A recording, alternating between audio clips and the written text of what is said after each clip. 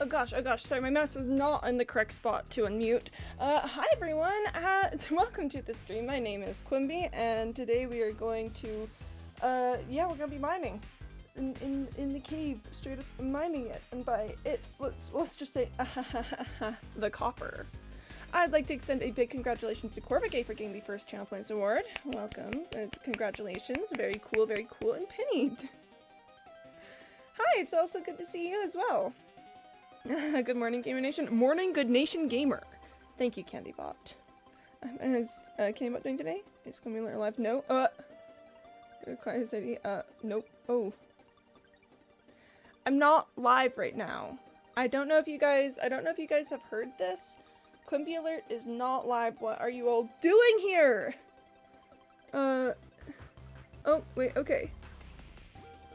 Okay, yeah, oh, wait, okay, apparently, am I live? Is that what CandyBot is saying there? Am I live? Yes? Yes. I'm live. Can't believe this. Imagine going live on today of all days. Cringe. That's your channel ID? Really? That's my channel ID? Wow. 686-336-392. That's kind of an epic channel ID. CandyBot also wants me to drink some water, which I will, of course, acquiesce to. CandyBot, thank you, my beloved water reminder. Hi everyone, how are we all feeling today? I hope you are doing well. I listened to Tom Cardy's, Transcendental Cha-Cha yesterday, and it's not, like, changed my life kind of experience, but I'm definitely feeling some kind of way about it. I'm definitely, you know, I'm sitting here like, whoa, that's so, whoa, especially because there's a mashup then, called Transcendental Fever Dream, which takes the music video for Transcendental Cha-Cha and then just mashes up a whole ton of songs. And it was an experience, and I watched it, and I'm feeling some kind of, Pretty! Oh my gosh, hi, thank you for all of the nothings. That's a whole lot of nothing. Very, very cool, much appreciated. Big fan, honestly. And how are you all doing today?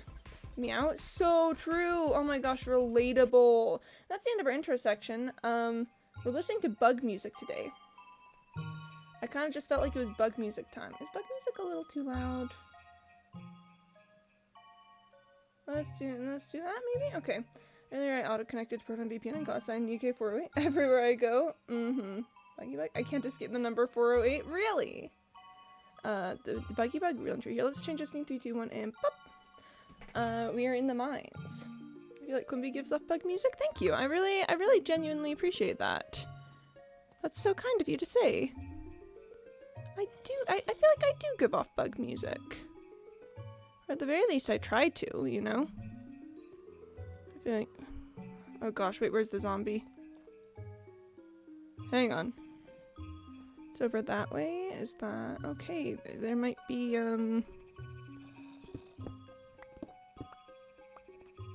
So where this at is the... Is it directly below me? I feel like it's getting quieter. Is it directly above me?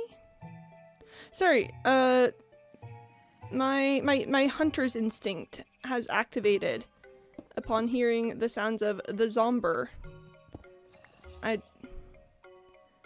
Cause yeah, it sounds so close. Whoop! I did not know that opening your inventory would unshift you, but I feel like I should have thought about that, because actually now that I think about it, I did know it. I was just silly goofying. There's a little. Is that something that I did? I feel like that's something that I did. Okay. Should I push this updated Allbot site? So my boyfriend came over, right? Yeah. You know about my love for dinosaurs? Yeah. This is true. We do all know about your love of dinosaurs. I can speak words. That's maybe a lie, but first thing to do, archive on the way back machine, and oh gosh, you got me Dino Nugget plushie. Dino Nugget plushie for dinosaur rings and dinosaur stickers. Yo, we love to see it. Oh, nice. Kinda epic. We're having trouble finding that site. Ooh.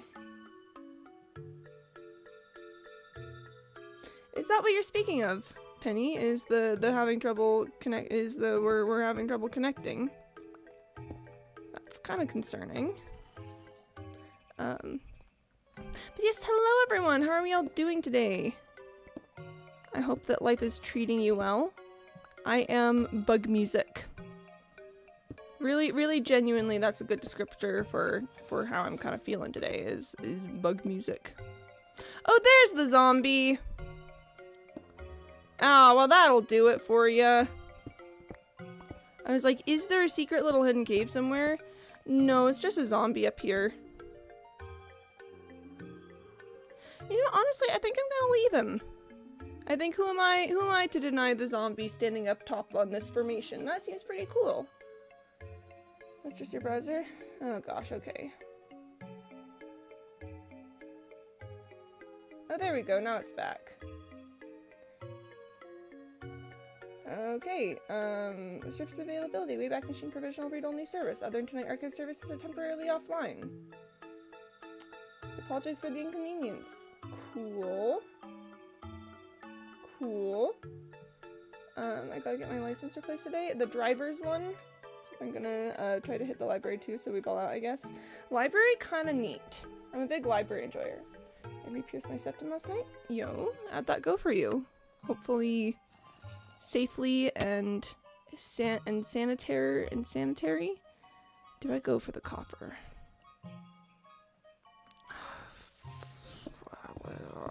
Okay, fine. Fine, okay, we go for the copper. And I have nothing to put in it. Ah! It do be like that sometimes. I personally am not a huge piercings person, as in I don't have a ton of piercings. I've just got my ears. And I didn't even have those for the longest time. I got my ears pierced during like my junior year of high school. But pop off. You know, who am I to tell you not to have a good time? Okay, Thork has been undergoing multiple cyber attacks recently. Yeah, I heard about that. That's why when it was like we can't connect, I was like, ooh, is this part of the archive undergoing attacks recently? Rip, honestly. Straight up, legitimately. That's genuinely so tragic. Safely, sanitarily, no. Ooh. Well, what? I mean, I'm not gonna, you know, patronizingly babysit you here, but you know, just stay. You stay safe, King. Thumbs up, smiley face. That's all I'm gonna say. No, I trust you to make decisions for yourself. And so good luck with that. There's copper over there. I see it. I see the copper. We are going to go after the copper. Actually, there's also coal down there. We have a target in sight. Target spotted. Target spotted. We're zeroing in. Target spotted. How many questions why? What has the archive ever done to you? Yeah, see, that is a great question. I feel like there's some things that's like, why would you attack that? Why are you... for what purpose? Is there... Huh? Like some things should just be public services that are excused from being attacked. It's kind of wild and... I'll try a little... Yo, the... Bap, bap, bap, bap, bap, bap, bap. Bap, bap, bap, bap, bap. Sorry, I see those guys and instantly my mind starts going bap. I love them. They're just little guys. And they go bap, bap, bap, bap, bap, bap, bap, bap, bap. Ah, Jayshu, thank you for the lurk. Good luck with test revisions. Hope that's going well for you, King. Good luck on that. Tests, am I right? They're, oof. You know? MeWin tests. I don't want the archive to go offline other than publishers with the open library, even though it's perfectly legit and only sends out one digital copy per physical copy they own. Yeah, that's mad sus. That's mad sus. Good luck with. Look, I'm so cold. Aw, bless. I presume you've got the customary blankets and everything all set up. Sometimes, like, listen, I think that in many ways the cold is easier to deal with than heat. But also in some ways the cold still just sucks. Because then you're cold. And it's like, what the heck, man? What the heck is up with that? The answer is as in Black Meta. Context. Ooh, context. Number 3 and number 4. DDoS into placement. Shortly after the data breach, archive.org's website was defaced and subjected to another DDoS attack. The attackers, claiming to be in the SN Black Meta hacktivist group, posted a message on the site and threatened additional attacks. The motivations behind these attacks are unclear, but some speculate that they may be politically motivated, with the SN Black Meta group claiming to be pro-Palestinian. However, others believe that the attacks could be the work of attention-seeking script kiddies with no real political agenda. Unfortunate. So give me just a sec.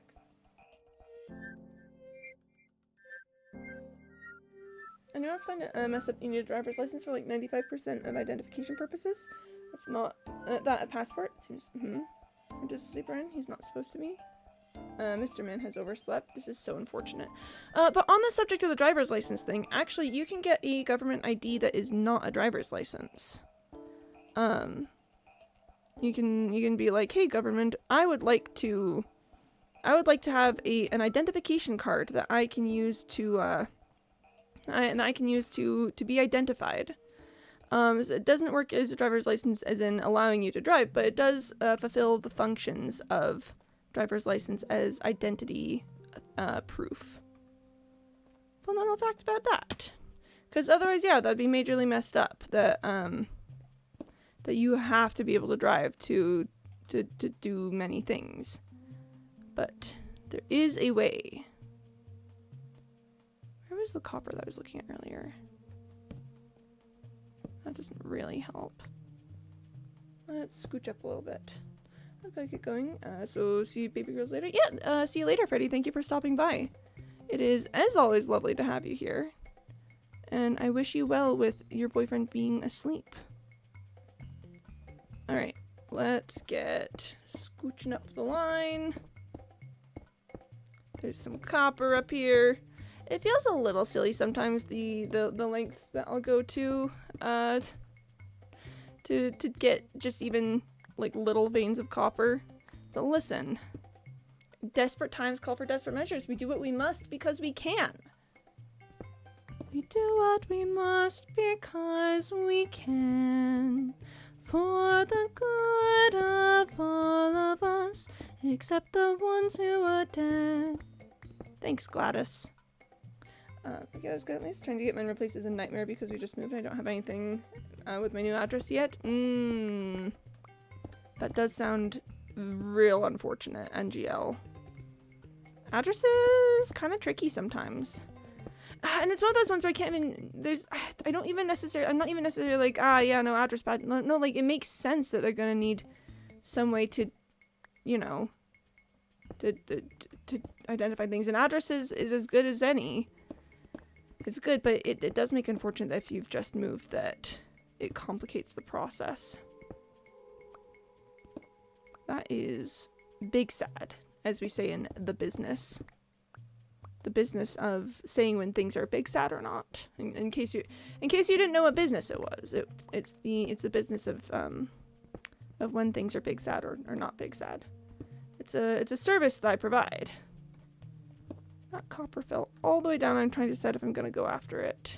I can't even see it from here. It's probably not might not be rendered. Dig egg until only got 3. Oh, nice.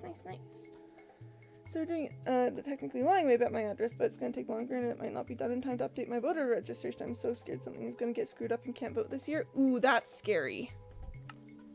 That is straight up scary. Being able to vote is real important. particularly in the States this year.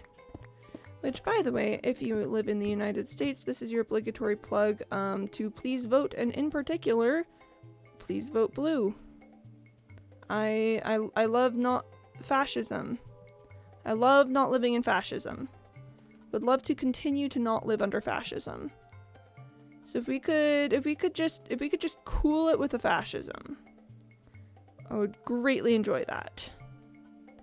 Okay, there's some coal over there and some copper over here. Trying to decide if I want to go for those. Like with that whole political motivation thing, just taking down the Internal Archive Chief for you or your country. Yeah, it feels an awful lot like throwing soup on paintings, kind of deal.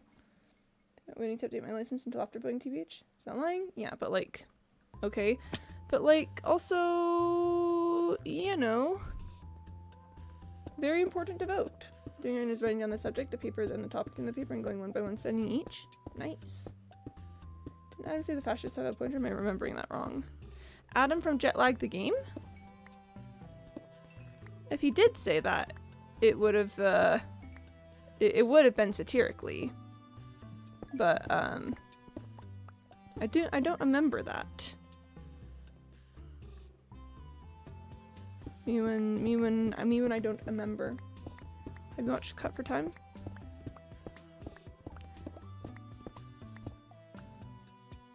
I haven't!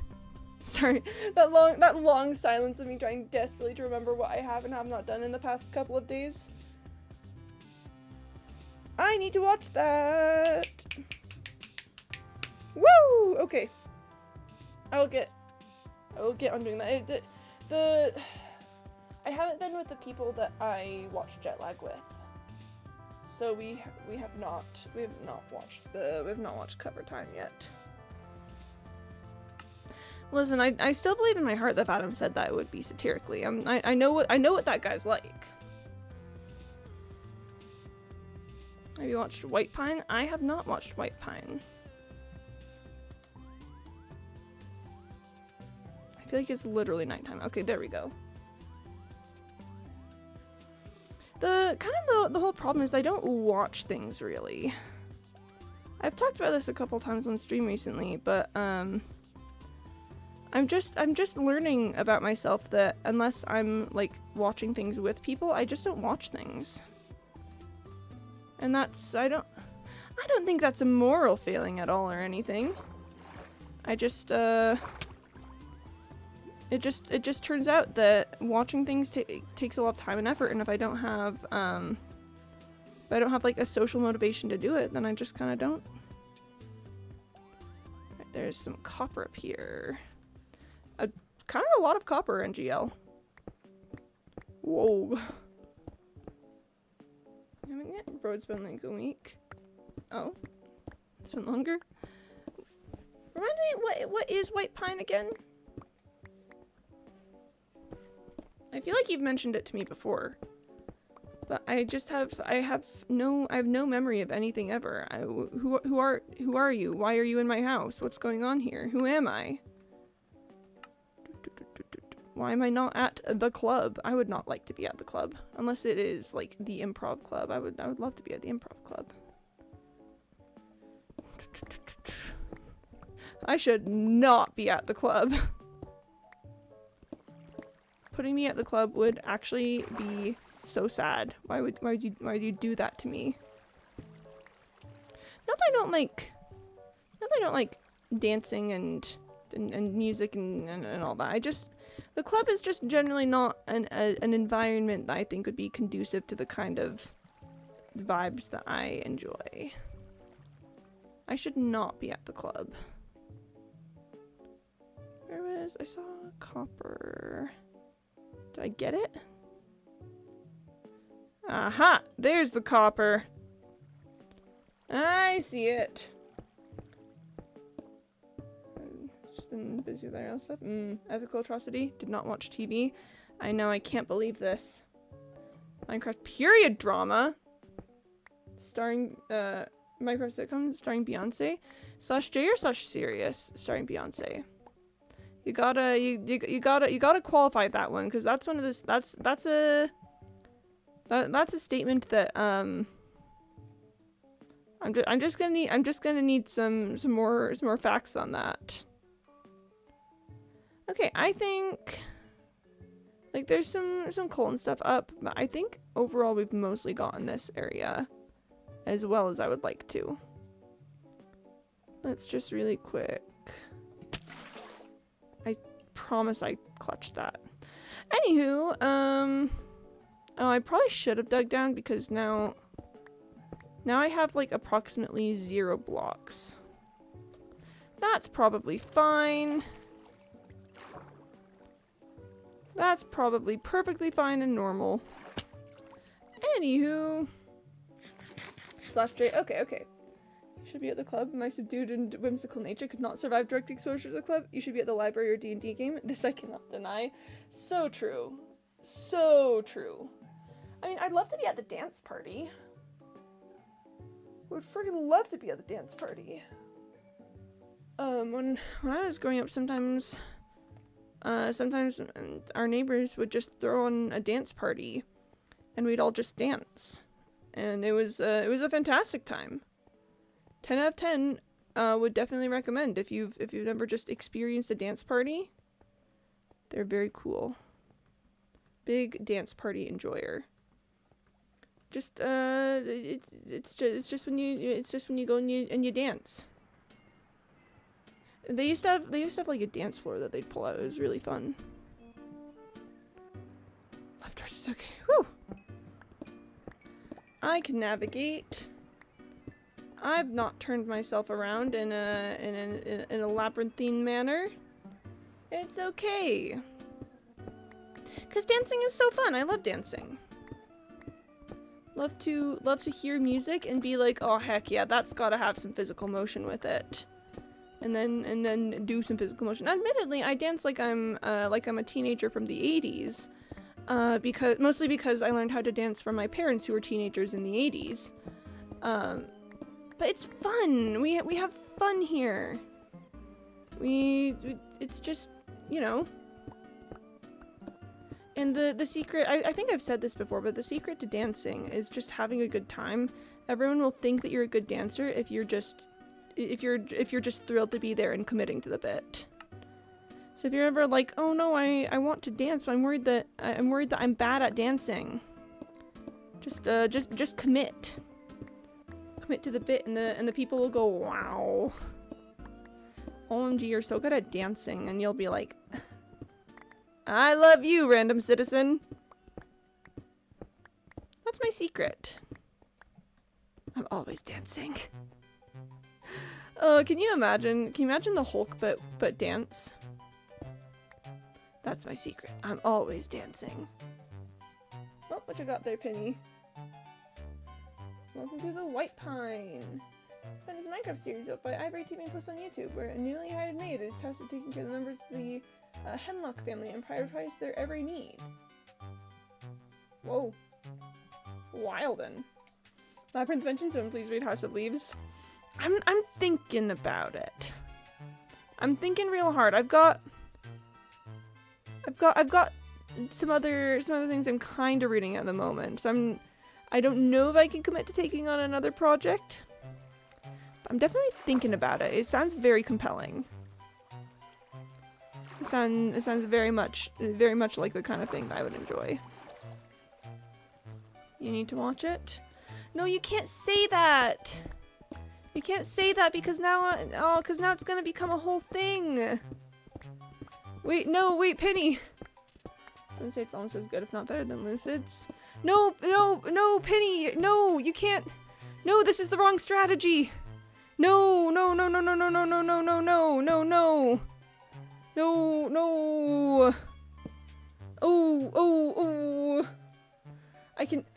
Oh. I can feel my contrary nature snapping into place. Oh no. Oh no. Can you get stuck in your brain? No.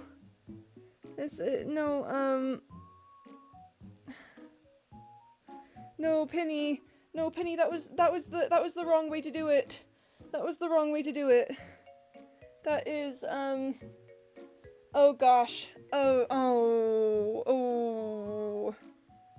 Oh, he activated the, well, now I don't want to. Hiya, Shard Spoon. And yeah.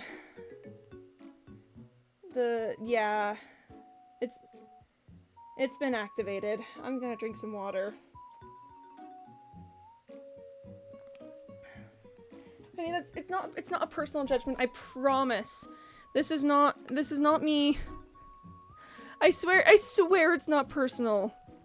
I swear by all things purple and holy. It's not personal.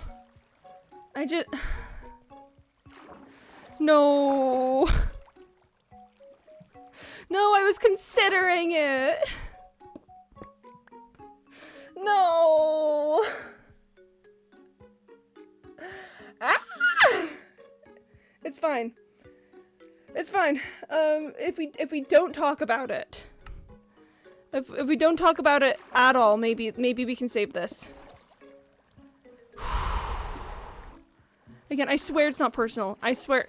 I know how this can feel, and I'm so genuinely sorry. It's not personal at all. It's not. This is not a moral judgment. This is not a personal attack. It's not. Anyway, how are you all doing, chat? Hope it's well. Hope the way that you're doing is well. You gotta be more gentle and considerate. Like, yeah, it's good and all, but you do whatever. Killed the Quim. Yeah. I kinda just got brutally murdered. This is so sad. I done got. This is so, oh no, this is so genuinely sad. Also, more cave. Am I right? Woo! Lighting up cave so that nothing will attack me. Everyone's favorite activity, everyone's favorite thing to do. Becoming a new page unlocked on my site. Yo. Bookmarklets. Drag the install button to the bookmarks bar to install bookmarklets. Neat. Oh, and it even determined I was using Firefox. Bulk redeem. Rick everywhere. Replace all the images on the page with Rick Astley. We'd love to see it.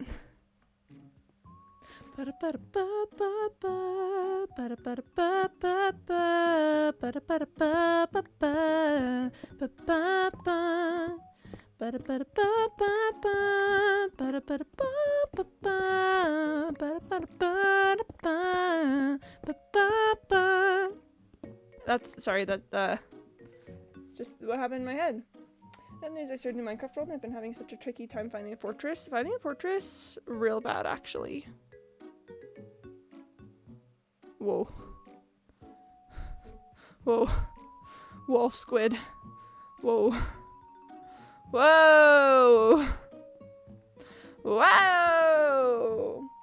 That's a good idea. I find bastions I'm too scared to go into though. Yeah, bastion's spooky. Grade Rick everywhere to also redirect all the links. Oh, to redirect all links to Rick Astley's Never Gonna Give You Up? Wow. I didn't know. No! Yeah, I'm so sorry, Dripstone. I didn't mean to mine you. I didn't mean it. I swear it was an accident. It was oh no. This is so sad. Yeah, Bastion's scary. Like, honest to goodness, one of the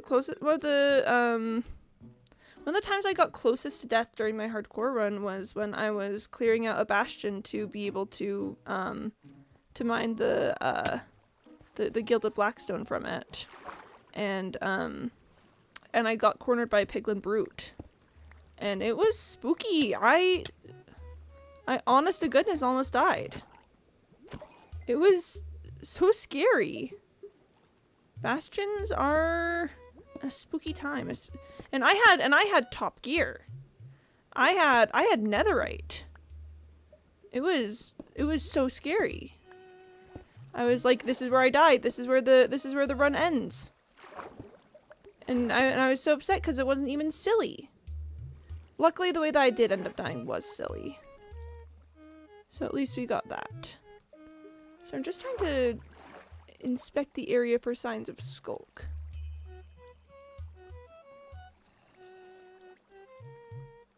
Don't seem to see it yet, so that's good. This is the coolest part of it, in my opinion. Shows you how all of it works and lets you modify it. Ah, nice. That does seem pretty cool, Penny. Big fan of that. Very, very pog.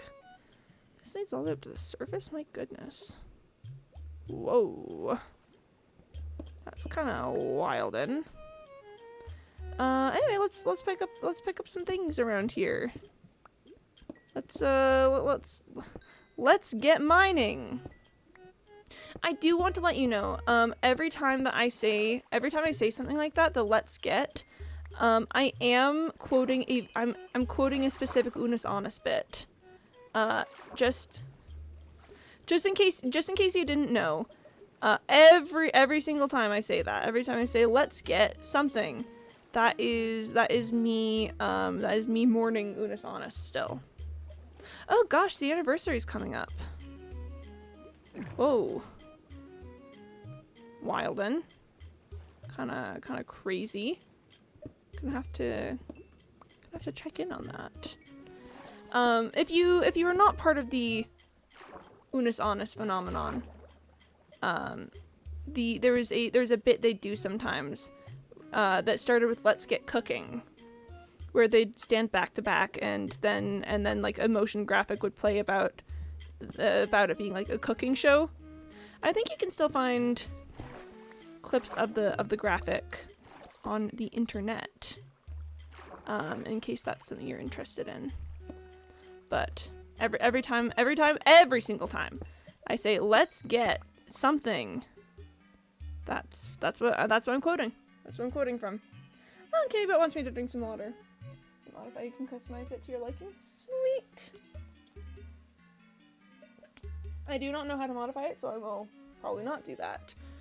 But I appreciate the ability to modify it. That seems pretty epic, NGL.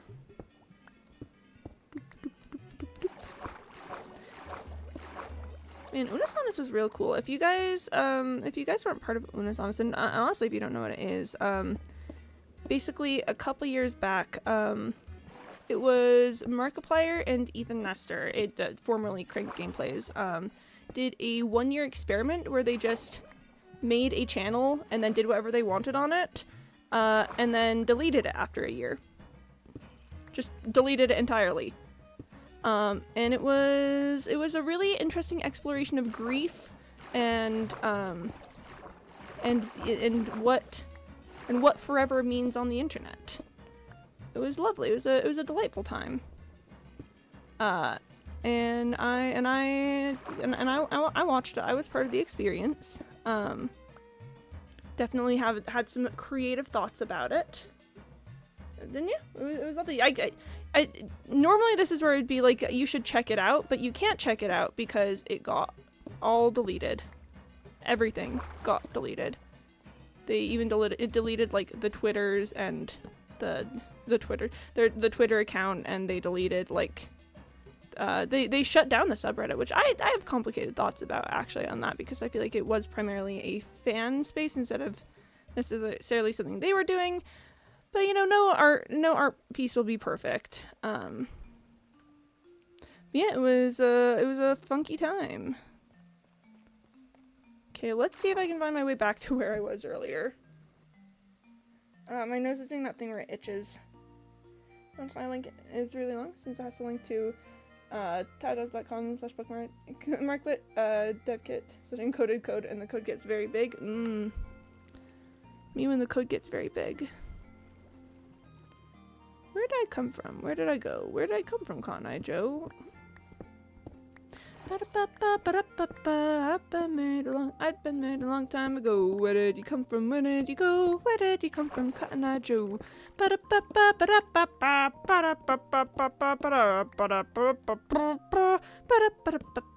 Sorry, Cotton Eye Joe. So sometimes, sometimes the spirit of Cotton Eye Joe just overtakes you, and then you're singing Cotton Eye Joe. I need to enter chest. It is ender chest time. I'm also picking up a little bit of stone. I'm kind of running light on stone at the moment, so bit important. But would you look at that? We're doing great. We're doing great on the whole copper thing. We're doing a fantastic job. You're having a great time. Boop. After the hashtag loan is 1.52 kilobytes. Penny, you beautiful, beautiful madman. That's insane. This is the surface, right? Oh gosh. Okay, we're going back underwater. Yeah, this is fine. This is fine. Oh gosh, it's aquifer space. Oh gosh. Oh gosh, oh man, oh gosh, oh man, oh gosh, chat, oh man. Okay, at the very least that provides a clean way back into the underwater section. Maybe we go check that a bit. Maybe we abandon the upper aquifer.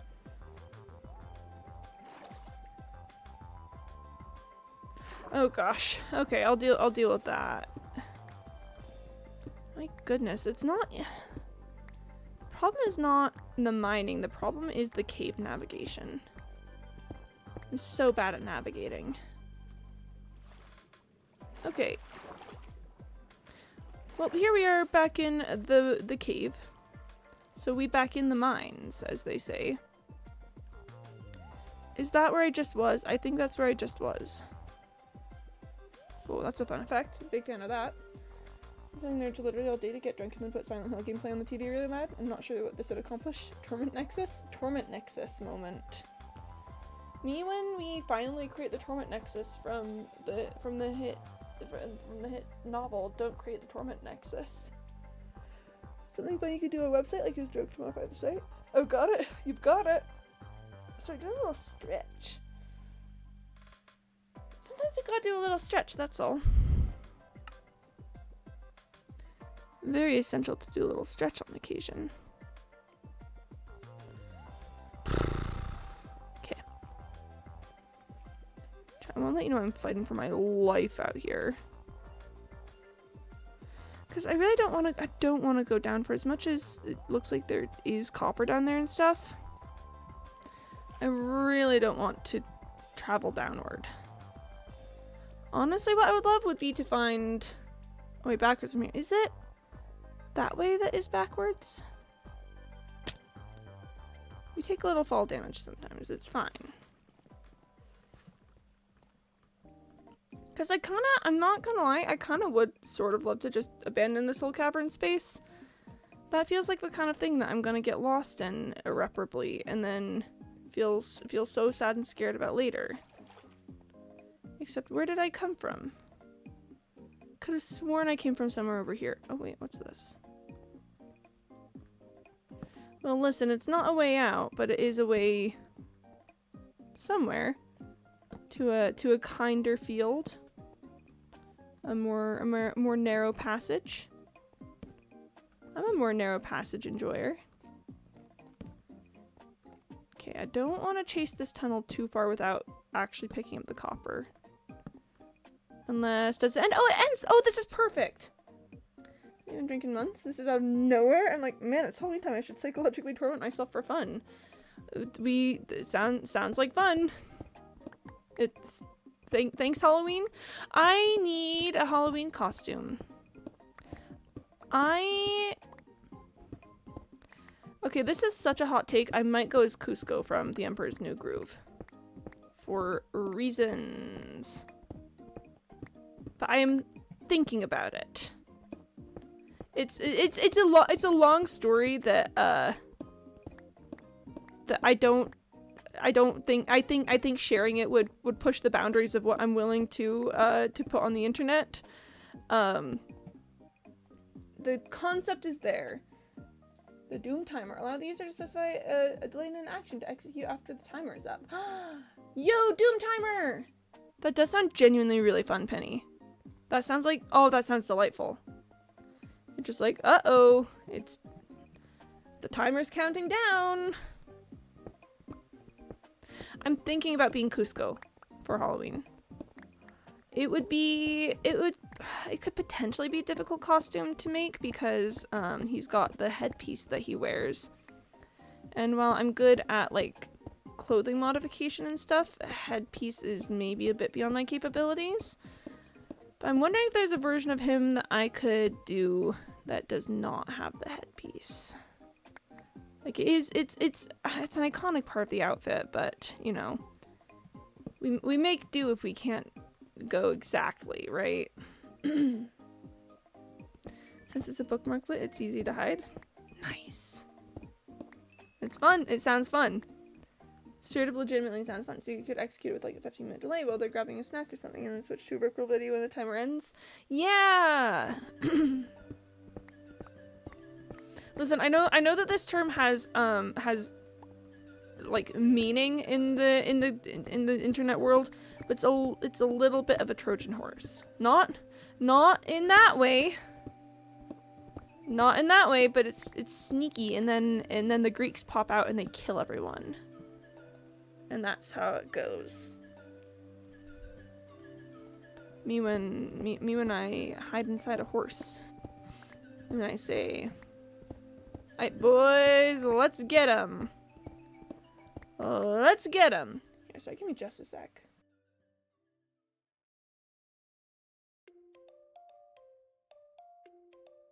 Okay, I'm back. Kind of base to hide on a horse. It shows my school uses Chromium is enrolled and not disables bookmarks plus dev tools. It's like they don't want you to rickroll everyone. Don't they know what they're missing out on?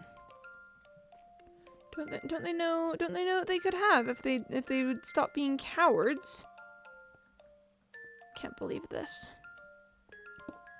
Real unfortunate, Penny. I'm really enjoying this song. I love the music box vibes. Music box is something that I feel like needs to be used sparingly because when music box gets overused, it's like yeah, whatever. There's not really a ton of actual musical complexity to this. It's just the vibes generally that carries it. But this is very pleasant. I'm quite enjoying myself, as it were.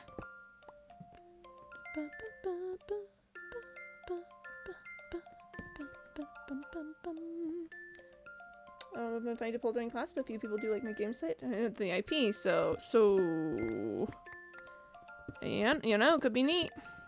Oh gosh. Oh gosh. Oh, there's secrets afoot. Secret tunnels and hidden passages. That makes me think again of Haunted House by Snakepool. It's such a good song. I was listening to it yesterday.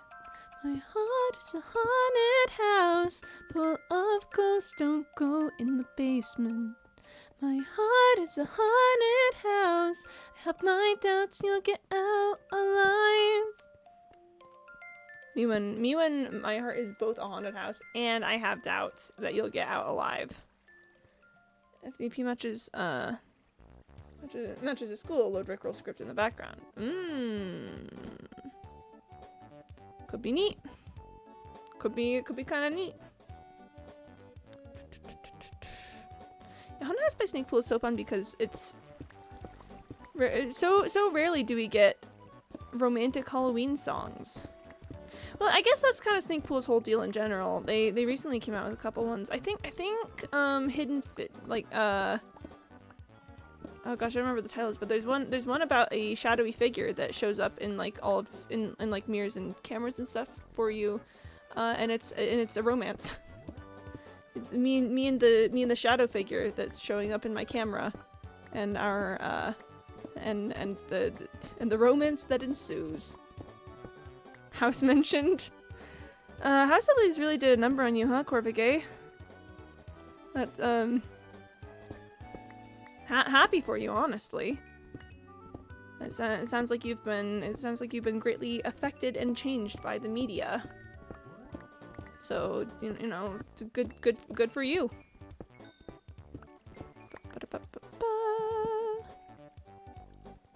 Let's block a couple things up. Popping off. Sorry, I should warn you guys. Here, I'll just mute for a second to crack my neck. Sorry, you guys know my I've done it before. My neck does that thing where it just sounds like an absolute Rice Krispie treat. Oh, okay, I see what's happened here. And normally I'm better about not normally I try to be better about not just having it happen right in front of my microphone, because I know that bothers some people, but sometimes it is an instinctual action. Made my gender worse / serious. Congratulations. Again, thrilled for you. Thumbs up, smiley face. I'm genuinely so / pause right now. It just feels a bit strange to be like, wow, you got worse. Congratulations. So that's me fighting with my internal awareness of myself as a being in this space, and then but then also mixed with the genuine congratulations. We get a bit silly with it. It's like, you know, sometimes you just gotta contemplate your existence. Sometimes you gotta be like, whoa. Oh, it really do be like that. Whoa. And you know, it really do be like that sometimes. Doobie doobie doo-wah, doobie doobie doo-wah, Agent P. He's a semi-aquatic egg-laying mammal of action with a fez. Sorry, I love the version where he's got a fez. And they just have to constantly tell us that he's got a fez. Because if I had a fez, you know what? Yeah, I'd constantly be telling people that I had a fez. That makes sense to me. I relate to that, actually.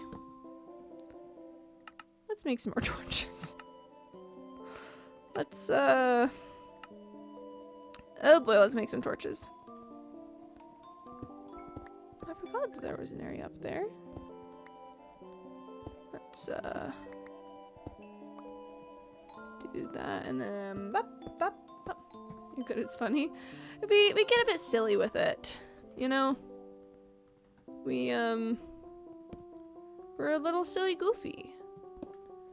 So sue me, we're a little silly goofy. What you gonna, what are you, a cop, huh? I would never.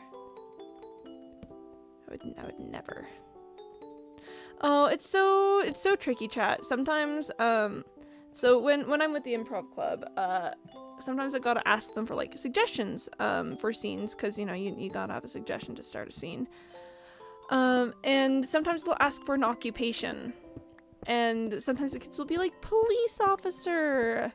And I just simply do not take the suggestion police officer, like, ever. Like, maybe very, very occasionally I will. But they'll say it and I just go, ooh, buddy. Ooh, that one ain't happening. We're just not gonna do that one. OMG, yeah, Penny? I'm like, hey, kids. Like, I don't say anything about it. The only time we've really talked about like ACAB and all stuff is when we played the game Bad Cop Worst Cop, which is part of the setting is that cops are bad, but me and the other coach first were like, hey guys, let's talk about police safety, such as the moment the moment you're arrested, ask for a lawyer using these terms, and also just don't talk to police officers, and also so we went on a whole little rant about about all that, and he said, and now let's play Bad Cop Worst Cop. You can customize the dino. What? Dino customization? Sorry, immediate click. Dino! Make your own dino! Oh my gosh, oh my gosh, oh my gosh, oh my gosh, oh my gosh. I am getting my dinosaur fangs. I'm getting my dinosaur sunglasses. I'm getting my dinosaur... Let's see, what, no, I do like the bow tie. I was thinking about, I do like the bow tie. But as for hat, oh my gosh, there's so many options. A witch hat! I'm giving my dino a witch hat. The witch hat is going to be black, as it should be. The bow tie is going to be purple, because I love purple. And then all of the extra things are going to be... Yeah, I'll leave it as the light blue because I like the light blue. Do I actually want the bow tie to be pink? No, purple's better. Guys, I made a dino. Sorry, whoa. Sorry, just the moment that you hear that you can customize a dino, I think it then becomes your moral responsibility to customize the dino. The dinos, they deserve customization. The dinos yearn for the customization. I just think dinosaur. Or as we used to say in German class, Dinosaurier. And you know what? Base. Me too, dinosaur. Dinosaurier. There's a cow out here! The cow is in the mines. There's 2 cows in the mines! Oh my gosh, chat. Chat, we're getting crazy out here. Our free creation of Kumbi's dino? Yeah, that looks, that's my dino. That's it. That's the dino. Aw, dinosaur. Love those guys. They used to walk on this planet, you know? Many millions of years ago, they were here. And now they are not here, which is very sad. I am not engaging with that right now. They're not here anymore, which is unfortunate. Except they are, because birds are around. And birds are dinosaurs. Y'all. Sorry, whoa, dino fever. Whoa. Whoa, that's crazy. Who said that? No, I think it's... I genuinely get so emotional about birds being the descendants of the dinosaurs. Like, as a kid, I thought they were just gone. I was like, well, the dinosaurs just are... They were like, I'm gonna head out, and then there's no more of them. But they're still here! They're still here, not in the same way, you know? It's the non-avian dinosaurs pretty much kind of got. But dinosaurs are still around. Gee, hi, that's me. Yeah, it's you, bird dinosaur. They're still here. They're still here, and they love us. Ah, sorry. Whoa. Birds are so neat. Love those guys. Love one bird. They're dinosaurs. It's just, in the same way that talking about, like, humans and communities and stuff can get me emotional about how beautiful humanity is as a species, talking about dinosaurs is a surefire way to get me emotional about the fact that, like,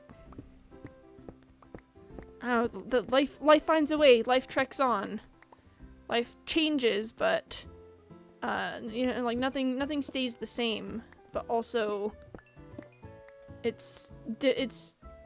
don't always leave forever. It's also just really cool to know that birds are reptiles, cause it makes sense in my heart.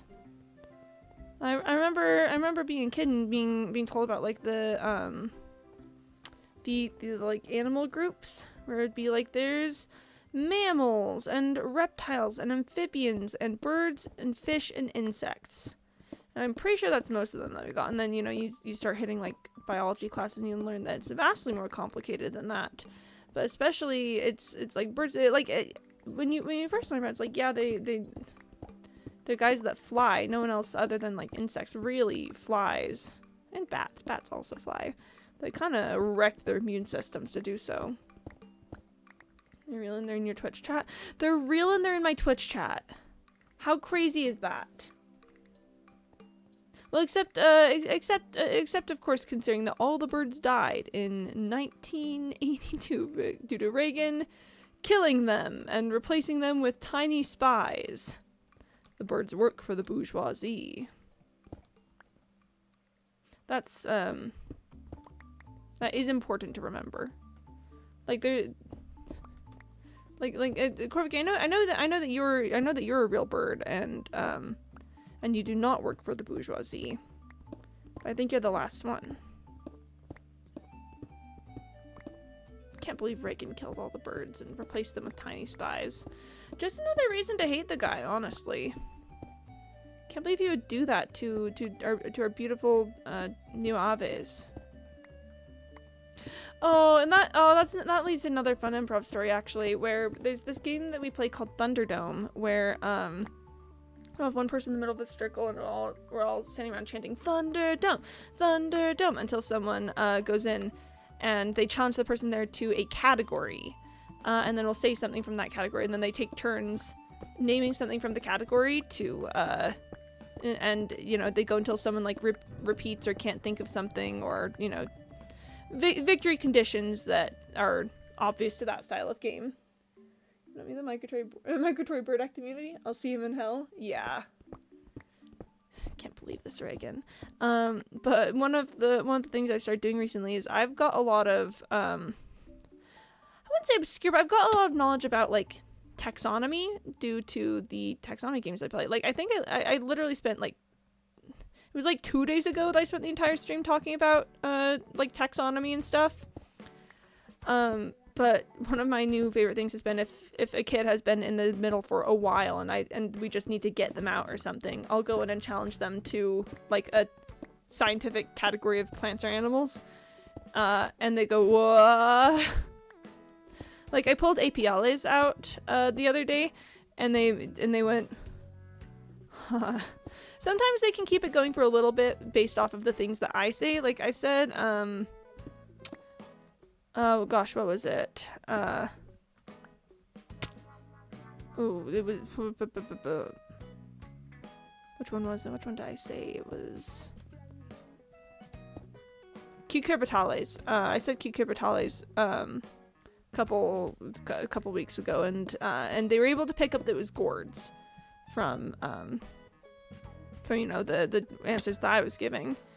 But it's just really fun to watch their faces go, wait a second. What are we even talking about right now?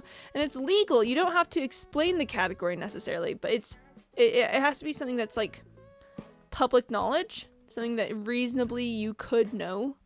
You know, so like you know, things like stuff that I made up wouldn't necessarily be wouldn't be allowed, but listen, it's not my fault that they're not learning their taxonomy. That feels like a rookie mistake to me. They should have just they should have just known what APLAs are. L. L. L. L. L. L. But yeah, it's fun. It's a fun game. Big fan of improv games, actually. I don't know if you guys know this. I don't know if you guys have heard at all, but I think improv is kind of neat and cool. I'm a big enjoyer of improv. I think improvisational acting is kind of neat. Yeah, that's what I thought. Yeah, that's what I thought. Huh. Hate gravel. Hate gravel with a burning fiery passion. Get out of there! Listen. Gravel IRL is my beautiful angel, and I love it so much. Gravel IRL, I could kiss you. Maybe I will. Who knows? Maybe I'll go outside after stream and find some gravel and give it a little smooch. But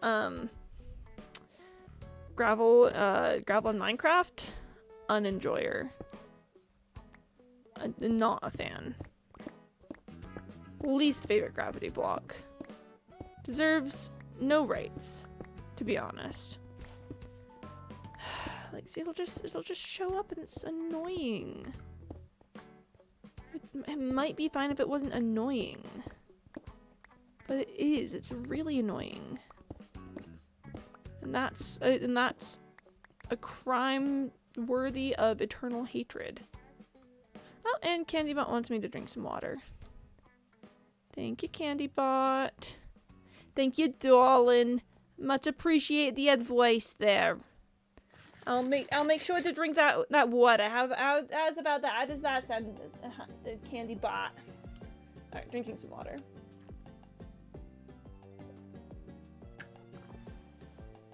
Cucumber tallies are neat. It's always if I get Rosed's Fabids, like on a guess, cucumber tallies is not the most efficient thing to guess next, but it will be what I guess next because I'm just always hope springs eternal that it will be a gourd.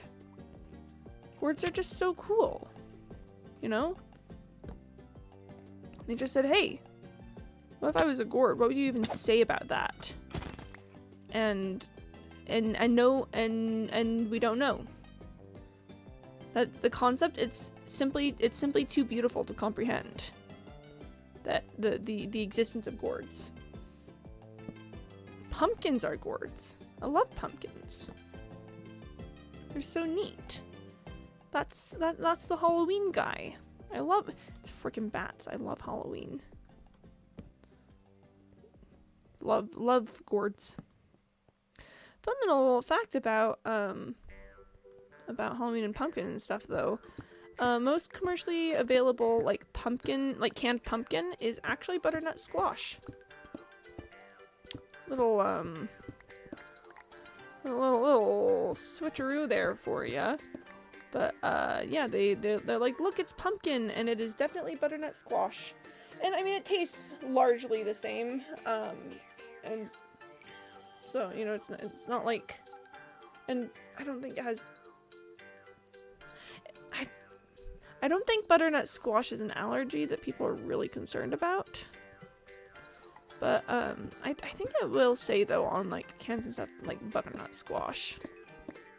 So at the very least, I think it's labeled properly. But yeah. Sometimes when you think you're eating pumpkin, you're actually eating butternut squash. I'm not... Okay, so for as much as I love gourds and just went on a little rant about how much I love gourds and always hope that Metaflora is a gourd, I actually hate eating gourds. Like, my parents used to make like acorn squash as like the vegetable with dinner, and I always just hated it. I'd always be like, oh, listen, I wholeheartedly admit that I'm a picky eater. A lot of it is texture issues, which I maintain are valid. But I'm not gonna lie, a lot of it really is just taste preference. Which does make me sound like a little spoiled kid, but you know what? Hey, this is the life that I live, and I've decided that I've decided to embrace that fact about myself. But like, so yeah, with gourds and squash and stuff, it really is mostly kind of a taste thing. I just don't like the way that it tastes. I love gourds as a concept, and in the way that they are shaped and the way that they are. Do not like to eat the gourds. Eating gourds, big sad. Like pumpkin sweet treats, but that's really about it for gourds TBH. I mean, like sweet treats made like baked goods and stuff. Made with gourd can be good. If you get like a nice non-stringy zucchini bread, I'll eat zucchini bread. It's gotta be non-stringy though. That one is a texture issue. But yeah, no, like for just eating of gourds. And the thing is, it's a bit unfortunate because I imagine if it wasn't a flavor issue, I really would enjoy the acorn squash, because just thinking about the way they cooked it, they'd like crack it in half and then oven roast it with like butter and brown sugar in the middle. Which sounds delightful. I love things that have butter and brown sugar. Pumpkin cookie or pumpkin bread? Yeah. Big fan of pumpkin cookie and pumpkin bread. Big enjoyer. But yeah, no, like I love things made with brown sugar and butter, genuinely. But the problem is it's got the squash, you know? It sounds like it could potentially be really good. I just don't like the squash flavor. So that's the unfortunate story of me and squash. Maybe I should try it again now that I'm an adult. Yeah, because I guess just thinking about it, I was a lot younger, and there are many things that I've learned to enjoy in my more adult years that I did not enjoy as a younger person. Maybe I should give it another shot. Be like, oh, alright, it's acorn squash time. But the tricky thing about that is that if I do that and I don't like it, then I've just got a whole entire acorn squash that I don't like. That is a dilemma. That's a tricky one for sure. Or like squash soups. Yeah, I'm not a squash soup enjoyer. Oh, thank you. Yeah. It sounds like it could be a lovely, delightful experience. I love soup. You know. In general, am a big soup enjoyer. Big soup enjoyer out here, but it's just that ain't it, boss. That ain't it. So, who knows? Maybe I'll like the roasted squash, because the roasting has kind of been a big deal for me. Again, with my exploration of previously unliked foods in adulthood, roasting stuff has been big for that. So mayhaps I would enjoy a roasted squash. They squashed my soup. Why would they squash my soup? I need that. I gotta have it. That's my soup. They're squashing it. Why would they do this? Why would they squash my soup like that? Soup should not be squashed. Yeah, like I'll go places with people and they'll be like, "Ooh, they've got butternut squash soup. Tasty times," and I go, I love soup, but I really do prefer like a meat-based broth or like vegetable soup-based broth, like with potatoes. Potato soup will have a vegetable broth sometimes, and that's fine. I like potato soups.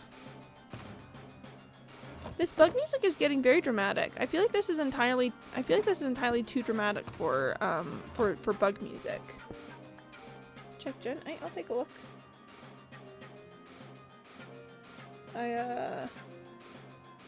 What'd you do, Penny? You've got a lot of stuff going there with IP. Dunno. Okay. Fatal JavaScript out of memory. Ineffective mark compacts near heap limit. Fun. Oh, your computer. Ah.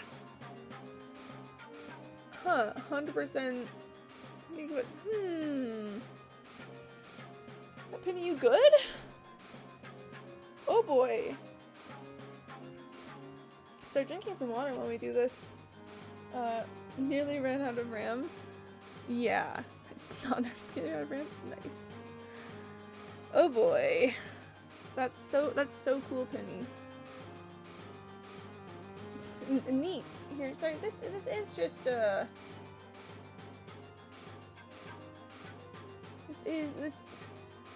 this is entirely too dramatic for the vibes. I don't know why the bug music is like that. We're gonna listen to wizard music now. Why is the wizard music like this?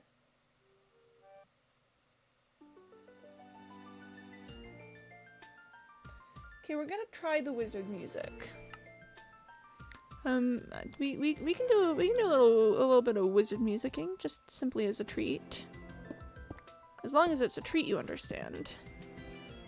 Don't know if we could do wizard music outside of the treat sphere, considering the dangerous consequences of messing with wizards.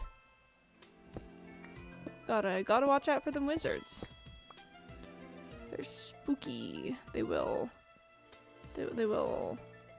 say, "Hey kid, do you wanna participate in a magical study testing the limits of our reality?" You say, "Oh yeah, that sounds cool." Next thing you know, you're like, I don't know, dispersed across many different lands and peoples and dimensions. What the heck? So you gotta be a little careful when dealing with wizards. It's real spooky out there, you know.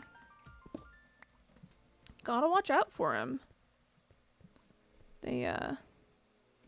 Their sense of morality is different than would perhaps be ideal.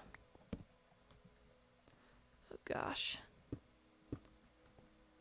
Oh gosh, there's more cave. Had a second where I was like, oh, but is it not Dripstone Cave? Nope, this is still Dripstone Cave.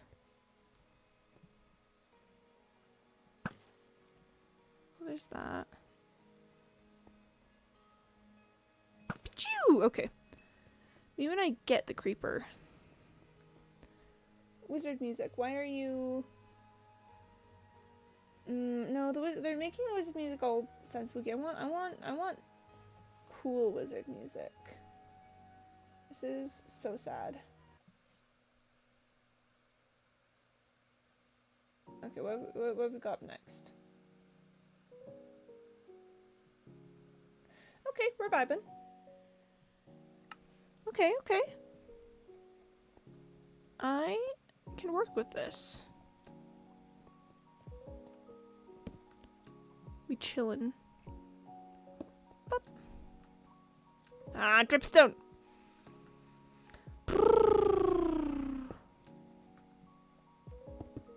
Can't believe this. Dripstone getting in my way. Dripstone in my way? It's more likely than you think. Can't believe this. I think ultimately what this all comes down to is that I need to write something. I've not properly written anything in a couple months at this point. Which leads to things like me spouting off about the dangers of participating in wizard studies. And I'm not saying that it's a bad thing that I'm doing that, and I'm sure it's at least generally somewhat entertaining for you guys. So you know, I do enjoy doing stuff like that for you all. I'm an entertainer. I love to entertain. Me when it's time to entertain. Am I right? but we get a bit manic with it when there are too many ideas in my head. I just need to get good. That's what's happening. And genuinely, I don't know what the problem is. Like, really, honest to goodness, I have no idea what the issue is and why I have not been writing things. Hold still for just a sec, creeper. No, I need altitude for that, and the gap is too narrow for me to comfortably be able to say I'd be able to get an arrow through there at this rate that gravity would affect it. Okay.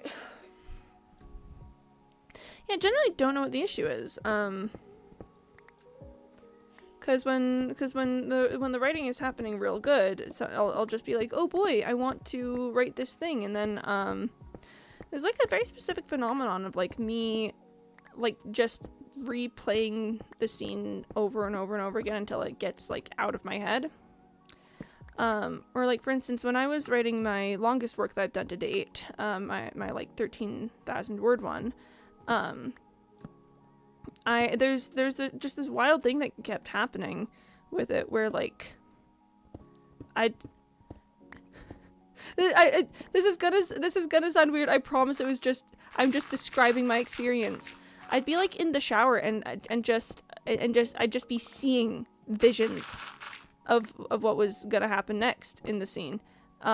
Just and then like oh and then like this would die and it'd be evolving. Sometimes I'll just get like specific moments in a scene. I'm trying to get better about like writing those out when I have them. I'm not trying to do like big exposition to work up to it that might cause me to lose interest. But just be there and then but it would evolve. It'd be like the next thing happening I'd be like whoa powerful. Cause then I'd sit down to write it and I'd have like a clear mental vision of where things would go, and usually it would take much longer than I would be, you know, like expecting to get to that point, because the thing about writing is that's decisions always. Decision after decision after decision. You gotta constantly be thinking about what's coming next, cause you know that's the soul of scenes and stuff. So it's, you know, writing is, oh, hello.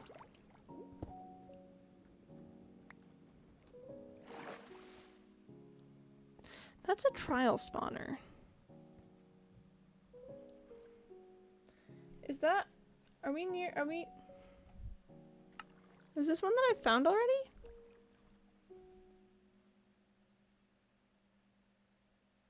Chat? We just found a trial chamber. Naturally. Huh. God, yeah, the visions, and I need to have them! I need to have the visions! I just haven't had visions in a hot second. Like, I put out a couple, shorter things, which are good and valid, but there's, like, a shorter thing that I'm supposed to be working on right now, and haven't done, like, anything on since like September. That's like, what the heck, you know? I will come back to that. I don't want to think about that right now. I really if there's one thing I do not want to do right now, it's think about a trial chamber. I really don't wanna. I don't wanna think about that, because I'm pretty sure I'm like 90% certain that's not one that I've been in before. I have a trial chamber marked at like 5124 1153, but that's like which key am I pressing? That's like 2,000 blocks away from here. Like my X coordinate is it's decently close, but my Y coordinate's way off, which means that this is a trial chamber that I have not done.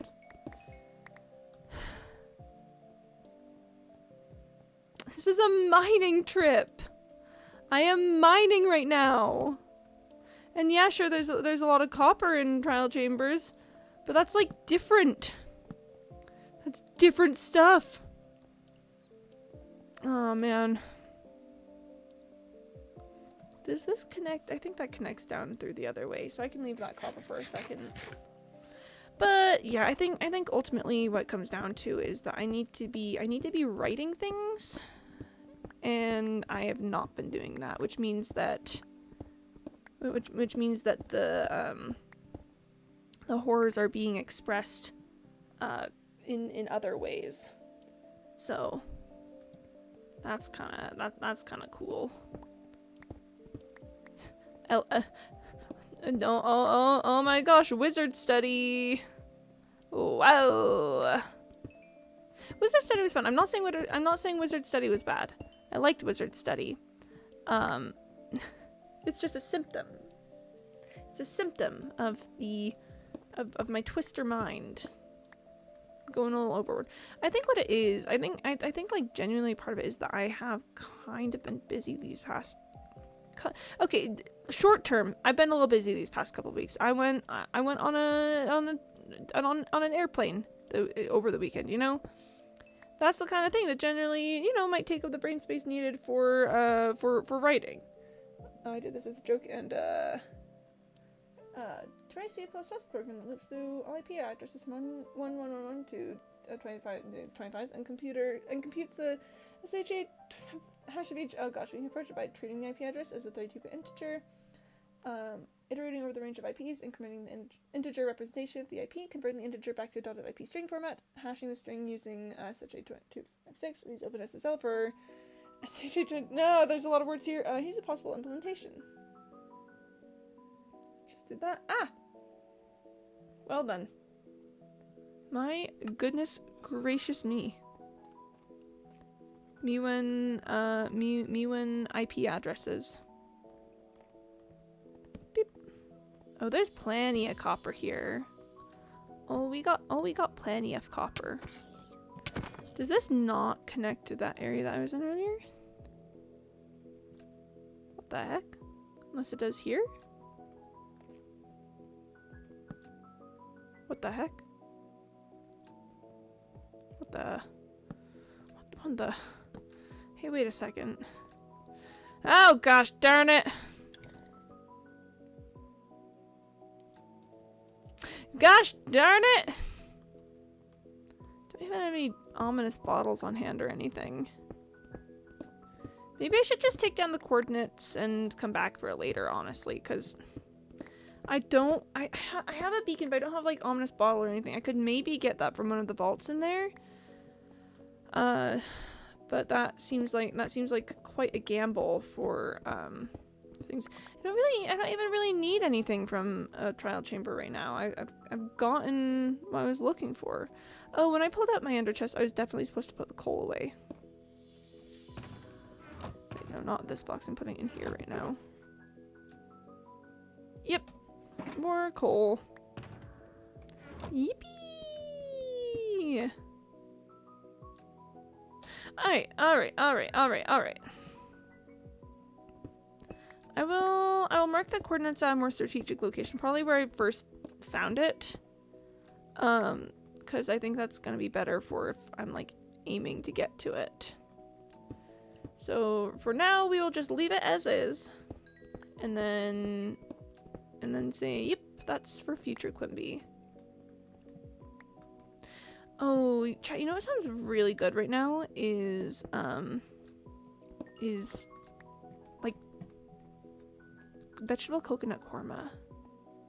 Vegetable coconut korma sounds real good right now. It's an Indian food, it's Indian dish, and it's got like vegetables and cashews, like coconut, and it's in a really nice tasty sauce that's got so many spices in it. Like, I'm trying to think of if I can describe vegetable coconut korma by taste, but it's just really good. I could make vegetable coconut korma, but it takes tomatoes, and cooking with tomatoes is a bit dicey around here at the moment. So I think this might be one of the moments where we just get an L on the food cravings. But specifically, I'm thinking of it because it's one thing I really like about a lot of Indian dishes is that it is very much like sauce based with, and then you eat it over rice, which gives the function sort of being a little bit like a soup, but not quite. Because it's, you know, there's very high liquid content. It's got, the sauce is a huge element of it. But it's not quite soup, like kind of like really straddling the line between soup and something else. Oh gosh, wait, hang on. And that sounds really nice right now. Is what is the point of the sentence there. Much like Mr. Morton, who is the subject of the sentence. And what the predicate says, he does. Mr. Morton is the subject of the sentence, and what the predicate says, he does. Ba ba ba ba ba ba dum. Big fan of Mr. Morton. Mr. Morton walked up the stairs. Mr. Morton walked. Mr. Morton sat in a chair. Mr. Morton rocked. Me when Mr. Morton is sitting in the chair and rocking. Mr. Morton was a very shy man. Mr. Morton was. Mr. Morton is the subject of the sentence, and what the predicate says, he does. What if you were the subject of the sentence, and what the predicate said, you did? Isn't that crazy? We live in a society. Thank you, Schoolhouse Rock. Alright. Me when I find coal over here. Kinda neat. What was I saying about things? I don't know. It's, I've got a very specific brand of energy today. There's a weather event happening that that pushes a very specific Quimby mood out, and I am riding it. I love when it. To be specific, at least last time I checked, the clouds are entirely covering the sky at the moment. And I'm a weirdo little freak where whenever that happens, I just get filled to the brim with energy. I'm so ecstatic about it because, how to explain it again? Definitely kind of weirdo little freak vibes. Because most people, when the sun is not visible, kind of have a rough time of it. And that's admittedly, that makes sense considering the whole, you know, like less vitamin D thing and everything. And again, let it be known, I am vitamin D resistant. I have to take supplements, for a decent chunk of the year because the sun is not powerful enough to, for me to produce the amount of vitamin D that I need, because I make less of it. But the sun disappears and I just... Oh, there's 3 creepers here. The sun disappears and I go gaga. I'm having a great time. And it's still drizzling as well. It's still drizzling? Yo! Oh my gosh. I really gotta get outside at some point. Really gotta exit this space. Yeah, don't know what it is. And you know, like my condolences to anyone for whom today is a gray and dreary day that is that's gonna be rough for them. Like legitimately, that I'm so sorry for that. That's rough. But just.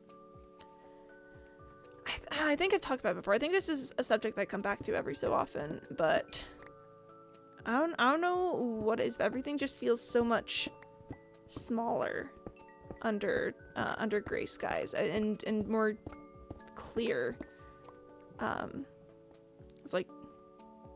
It's like suddenly my thoughts clear somehow. Which you would think would happen with clear skies and sunny days. But instead, no, it's like on sunny days there's like just some sort of fog hanging over me. That it's not like a noticeable, like, oh my gosh, this is a problem kind of thing. No, it's just like it's the kind of thing that you only notice when it's gone.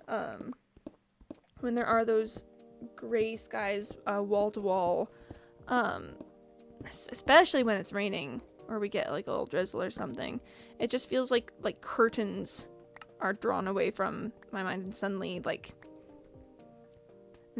like, whoa, I am a living being. I'm a person who is alive.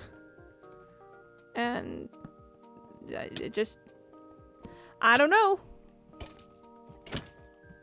I don't have good answers for that. Again, I know that's the exact opposite effect that most people have with that sort of phenomenon. But I never feel more alive than when there's gray skies and a bit of rain. I'm probably just a weirdo little freak, I think is the quite simple answer to that. Cause what the heck is what I'm thinking. But no, I love it. It's fantastic. Having a great time today. I should see if I can find like a walk in the woods or something. That would be cool. Oh, and Candybot wants me to drink some water. Thank you, Candybot. Water good and tasty. Very pog. 10 out of 10 would recommend. Tasty. Alright. But so that's I wouldn't quite call it like manic energy, because mania is, definitely a very different experience. But there's definitely a lot going on in my head today. The thoughts are racing. The veil has been lifted. The thoughts are racing. I'm feeling awake and aware and alive. And that definitely puts me in some kind of mood for streaming. We're feeling some kind of way about it. Honestly, I would say maybe it is perhaps the ideal mining stream kind of energy for this, because mining stream does require just a heck ton of quite simply rambling, and being able to talk on and on and on about any subject, whatever. And sometimes, admittedly, that's a little difficult. If I'm just here rambling for 2 hours, then that's a bit of a mental exercise. But if we're in the silly goofy mood, then I'd probably kind of be doing that anyway. So it's a good time.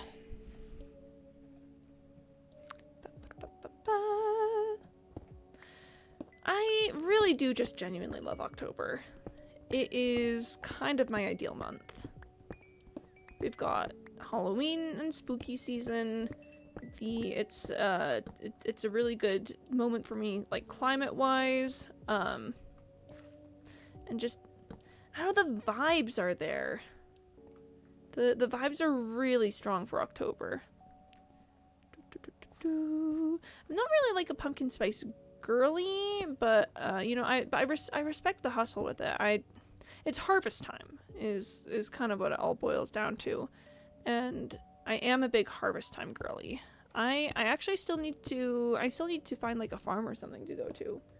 Kiss October on the mouth. I would 100%. Maybe with tongue, I don't know. October deserves every good thing it wants. I love harvest time. I think it's so important just for us as a species. Agriculture is the backbone of our civilization. And the idea that there's a season where all of that, you know, comes to fruition, and we have festivals built around it. We have, you know, we have traditions. We've got, you know, it's such a special time of year. Like, apple season happened recently, and some of my favorite apples are mostly just available in the scene. Like Macintosh and Empire apples are really at their best right now, and it's a special feeling. And apple cider donuts, and like, I don't know, there's gourds and pomegranates, and I love harvest time. Ooh, what color is that, Penny? I see you've got a lot of green and blue there, so that little amount of red, is that like a teal? Interesting. Yeah, it's about the harvest. It's about the harvest. Harvest is so important, actually. I just think, what if the harvest? Have we considered? Have we thought about this? And if we haven't, then we should. I want to do a corn maze. I wanna find somewhere that's got a corn maze, and I want to do a corn maze.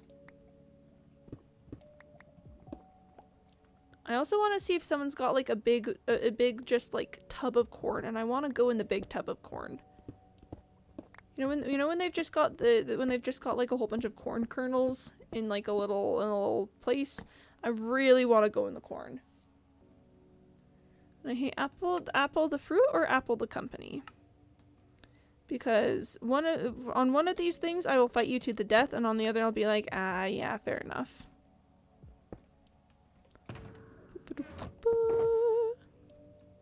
Apples have done so much for us. Apples are such a good fruit. Man, I'm getting so much coal. This is very impressive, honestly. Like, I had to use one of my classmates' phone for whatever reason. They use an older phone. You know, old enough to have a physical back button. Oh, love one. There's a physical back button. My wife would never be befuddled by grain. Are we talking about corn pit? And even though there's a physical functional home button, nope. You have to use this floating overlay one. We've disabled your home button. What? What? You can't use a physical back button? If there's a physical back button, that should be the real and true back button. Nope,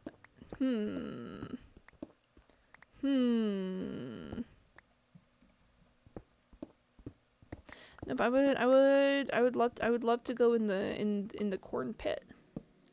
In the pit where they just have a bunch of corn. And it gets ever, and it's kind of funky, but just the feeling of sitting on just a bunch of corn kernels, it's quite singular, and I would argue important to the season. Oh, corn maze. Wait, is that what we're talking about? I was like befuddled by green. Corn maze. There's a tweet that I've never stopped thinking about where it said, seeing my girl lost in a corn maze would give me the ick. My wife would never be befuddled by grain. Yeah. My brain is so funny. Me when I get befuddled by grain. Well, okay. I'm trying to think, is corn a grain? Shard spoon, is corn a grain? I know it's not poales. But I think it is a monocot, because the classic monocot dicot examples are corn and beans, and I know that beans are eudicots, which leads me to believe it's definitely a monocot. But if it's not poales, where does it fit in that? It's monocot for sure. Absolutely monocot. No doubt about it, it's a monocot. But does that automatically qualify it to be a grain? Or These are the important questions that we, the people of planet Earth, face. Okay, I'm checking this. Corn. Okay. It is... Yeah, I mean, it's definitely a grass. It's a monocot. Angiosperms, monocots, commelinids. Oh, it is Poales! It's Poales. It's a vegetable if you eat it, and it's a green if you turn to flower. Hope this helps. Mm-hmm. Tall stout grass that produces cereal grain? Yeah. Okay, it is Poales. It's even Poaceae. Panicoideae at that point, but, I knew it was Poales? Okay. Whew! I was really worried.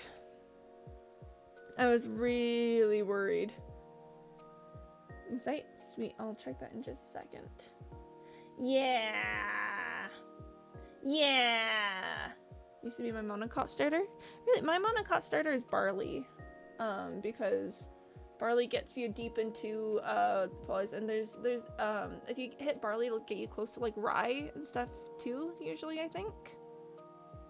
I'm a big barley enjoyer for my monocot starter.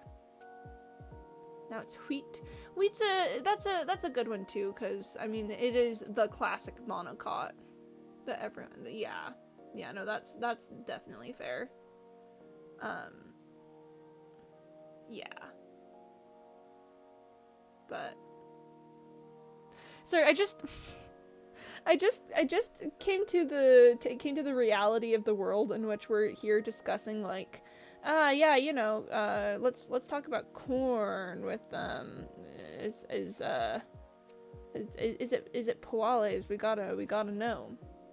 Monocots are so funky. Their system of classification, wildin'.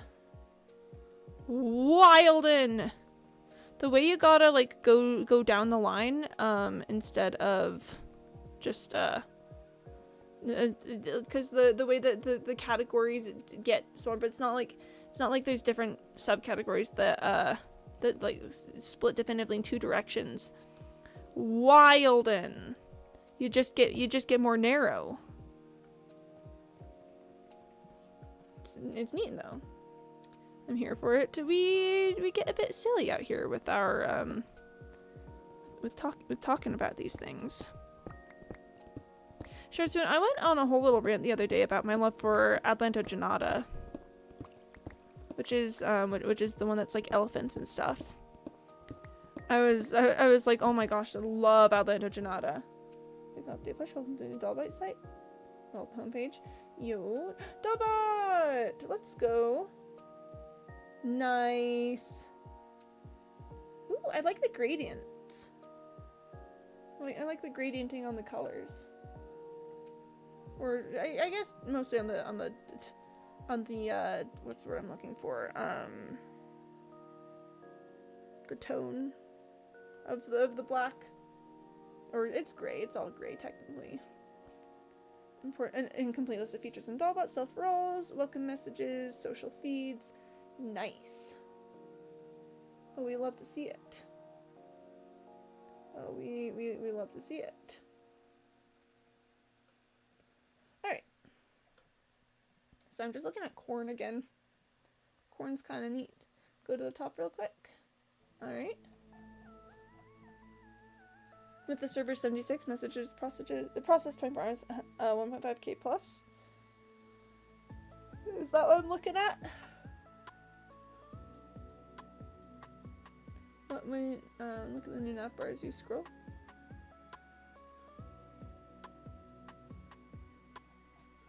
I don't know that I'm seeing what you want me to see. Because I'm scrolling, but I'm not really... Unless you're talking about the Dollbot logo in the background. Is that what we're speaking of? Being in the top left? Ah, yeah, okay. Yeah, okay, I see that then. So I was looking for a bar that is... but it's just an icon. I see. So give me just a sec. Unless you can click it. Yeah, I did. We've got home, invite, support, and dashboard. Sweet. We love to see it. We love to see it. Dashboard has a hover effect too.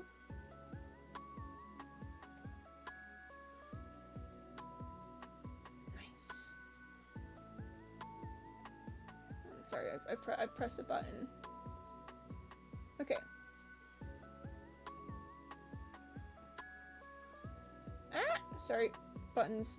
Me and I push buttons. Keeps trying to redirect me to Discord, which is, I know the point. But I want to look at the website. And I have to click the back button so many times to get there. Nice. Now that is how you make a homepage? Most of what I know about homepages, oh, I should take coordinates right here. Most of what I know about homepages comes from, my computer friend who, used to run the website for the theater. 5630. Then let's say 3794. Got him. I have officially taken the coords. I mean, it makes sense that corn is Poales. I wasn't sure for a second because I knew it wasn't super close to wheat. But yeah, the Panacoideae makes sense. That surely makes sense. Chat, did you know that bamboo is native to North America? I know I've told you guys this so many times, and feasibly you probably should know at this point. I think we need to repeat it always. Bamboo is native to North America. You know that bamboo stuff? It is native. Whether the exact track of messages processed. Nice. I have the hiccups. Woo! We love exact counts of things. Bamboo is it's native to North America. There used to be big old bamboo forests in like the Carolinas and stuff. And then they got cut and then they got chopped down to make room for agriculture. And actually encouraging the regrowth of natural bamboo could have good ecological effects on the areas. Get up to 5 seconds out of sync. Up to 5 seconds. My goodness, what sort of ship are you running out here, Penny? 5 whole seconds SMH in my head. Can't believe this. Oh my gosh. 5 seconds. Tisk, tisk, tisk. This is so sad. I expected so much better. I'm also going through a bit of a crisis at the moment. Not anything super serious. Kind of for years I've thought that I didn't have the cilantro gene. Because I don't like cilantro. And people always be like, well, why don't you like cilantro? And I'd be like, well, it tastes like the empty nothingness of the void is the thing about that. But now I'm kind of in a crisis over whether I actually do have the cilantro gene and I just don't like the taste.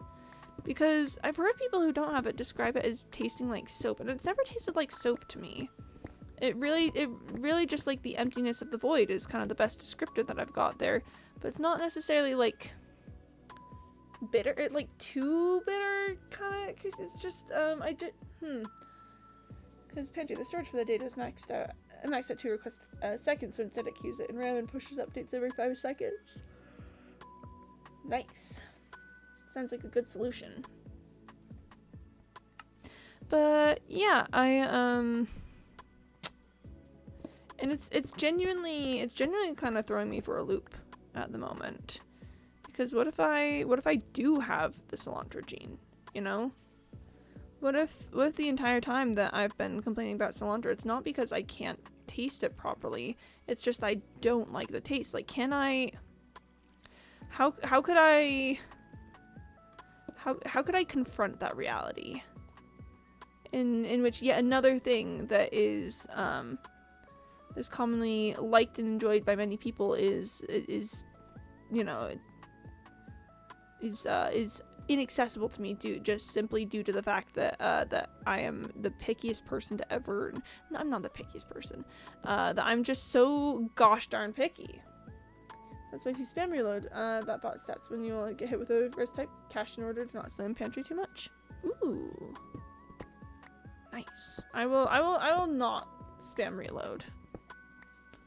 I simply would not. Why would I do that? I'm having a very interesting sensory day because I mentioned earlier things like craving vegetable coconut korma and stuff. I just got hit with the most vivid smell memory of saddle leather. Back from when I used to ride horses. Like, I was just sitting here vibing. Next thing you know, in my scent memories, just providing me with what it smells like when you saddle up a horse. Don't hit the rate limit now. I would never. And I know it sounds like I'm being sarcastic, but I'm just so polite. I'm such a polite young man. I would never. So yeah, I don't know why my scent memory has just decided to provide me with a very vivid remembrance of what it smells like to saddle a horse. But that did just happen. It's not unpleasant. You know, a lot of people complain about the smell of horses, but for me it was always just, you know, part of the experience. You know, horses have a smell, and that's just kind of how it goes. But saddle leather of all things. Why scent memory? Why that? Not complaining. What about this scenario would have reminded me of saddle leather?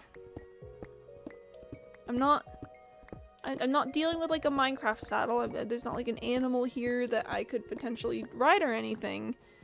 It's just, like I'm just chilling, just vibing here in the caves. And I guess I remember what it smells like to saddle a horse.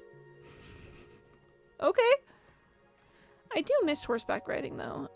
I really, honest to goodness, gotta see if I can like find somewhere nearby that I can maybe do a bit of that with. That's left facing torches because it leads back to the ravine. I'm not ready to go back to the ravine. I want to check all of my bases first. Still that over there? Oh, there's that right there. I knew I was missing something.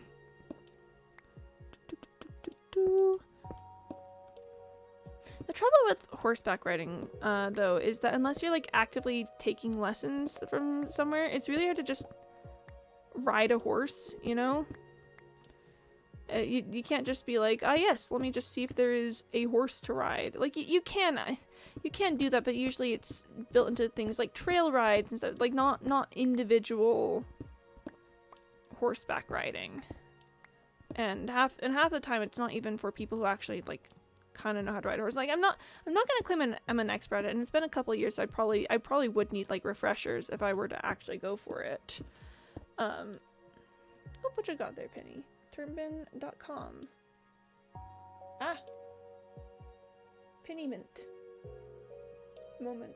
Yep. So I would probably need refreshers, and I want to be, you know, careful and responsible about it all, but really there's just no good way to be like, I would me personally singularly like to ride a horse just on my own. kind of difficult. Kind of wild, and I mean, I know that that's my public key, because why not? Because why not? Literally, why not? And I know that a large part of the lack of easy accessibility to horses is largely based on how, you know, horses are living, thinking creatures that you know, have personalities and opinions, and most of them are not trained to just be ridden by anyone. But it just feels emotionally like there should be options, you know? It just feels like emotionally I should be able to, I don't know, go out to the countryside or something and be like, well, that's a mighty fine looking horse you got there, mister. Mind if I take her for a spin? And then I saddle up and me and the horse go on an adventure or something.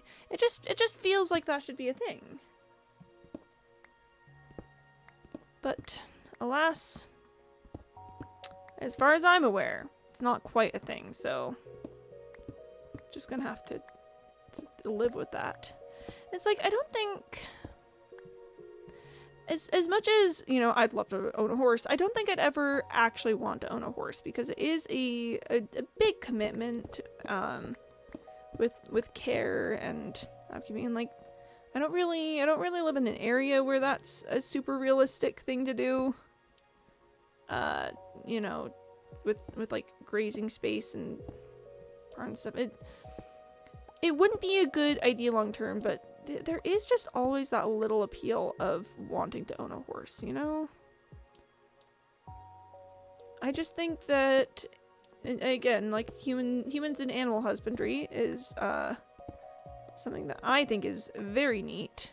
We just said, all right, we've got these animals, let's just make them a part of our lives, and you know, build this infrastructure with them. And I just think that the people yearn for the animals. We are not meant to be separated from animals as far as many people are in our modern society. We're meant to be close. We're meant to be buddies. That's the things. There's I don't remember which book it is. I don't remember what book it is exactly. But it's a book from the perspective of a dog. You know, it's one of those children's books about like on the surface, a lot of it is about like the family gets a cat and the dog has to deal with it. But it's not like gracefully like the family gets a dog and the family gets a cat and the dog has to learn to deal with it. It's like somehow a deep exploration into like family and humanity and stuff. Like it's still a kid's book, but I guess the idea that I'm trying to convey is that it's definitely a complex book.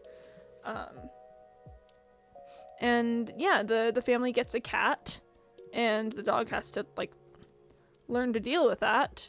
But one of the things that they talk about is humans and dogs in the Ice Age. Like there's a moment where the dog whoop, that was spooky. That's okay. As long as we've got some food on hand, we're good. There's a lot of scalloped Tims in this area. I want to see if I can get them to fight each other. One of the things that they talk about with this book is the concept of humanity and dogs existing with each other in the Ice Age, right? There's one specific phrase, and I can't. Oh my gosh, the bat! The poor bat! It got hit. It got hit in the carnage. Sorry, humanity and dogs in the Ice Age, right? And it talks about how like humans and dogs like huddled together for warmth and breathed into each other's mouths and survived the long cold darkness kind of thing. I don't have the exact quote. I really wish I had the exact quote because it is kind of gorgeous. Please hit the other skeletons. Come on. Yes, there we go. I'd love to start a cat fight. Let's also snipe that creeper while we're at it. To be honest, I should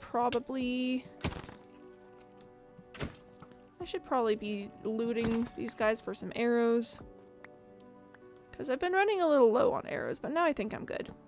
I wish I had the exact quote, because the exact quote is a lot more poetic than what I've gotten. I don't even remember what book it is, so I don't think I could look it up easily. But just the concept of humans and dogs existing as like not exactly as like one entity per se, but definitely as something bonded together for survival, right? This idea of, you know, dogs and humans looked at each other and found each other, and you know, and declared that we would tie our survival into one, and you know, from henceforth, dogs and humans are part of the same. How to describe this? Really, yeah, just humans and dogs tied together. How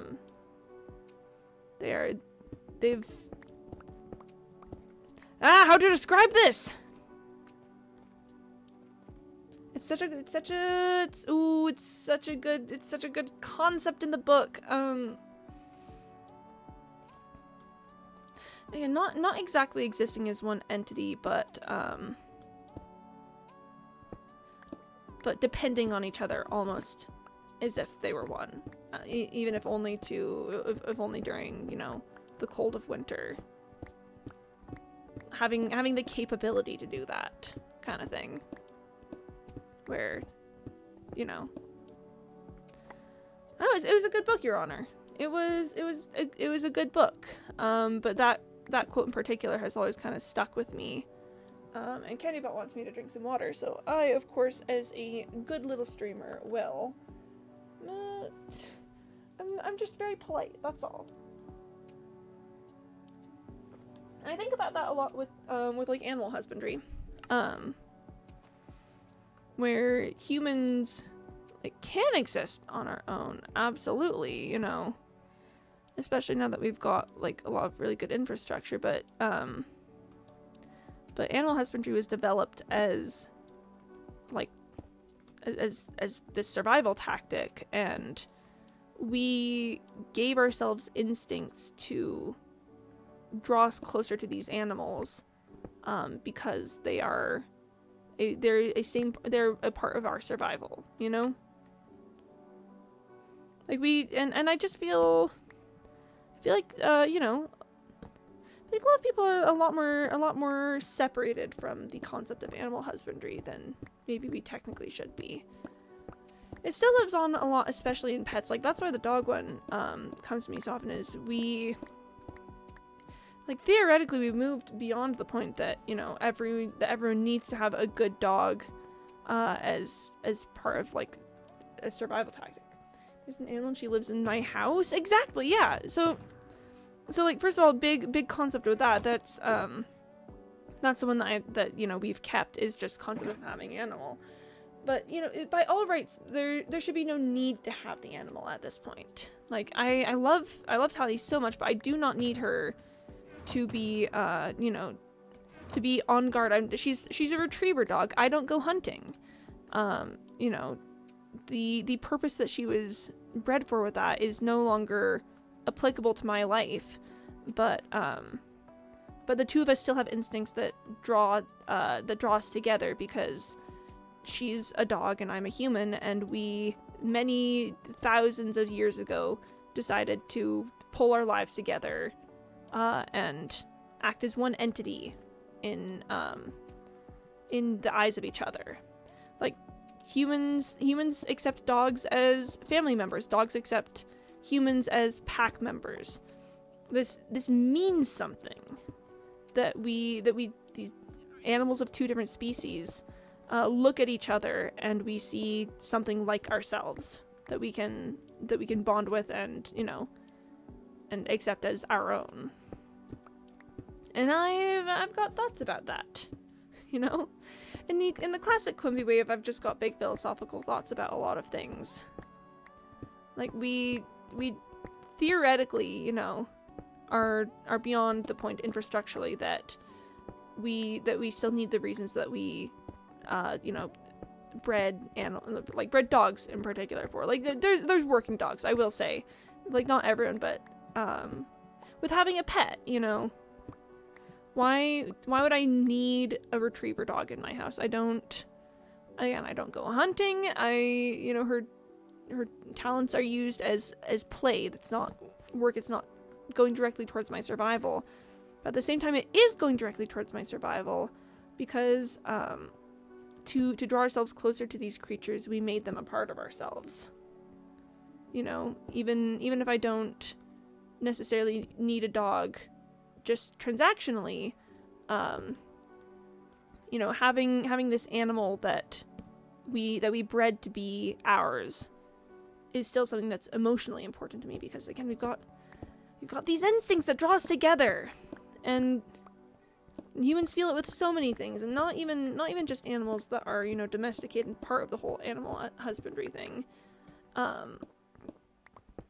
But we looked at these guys and we said, hey, what if we worked together forever and ever and always?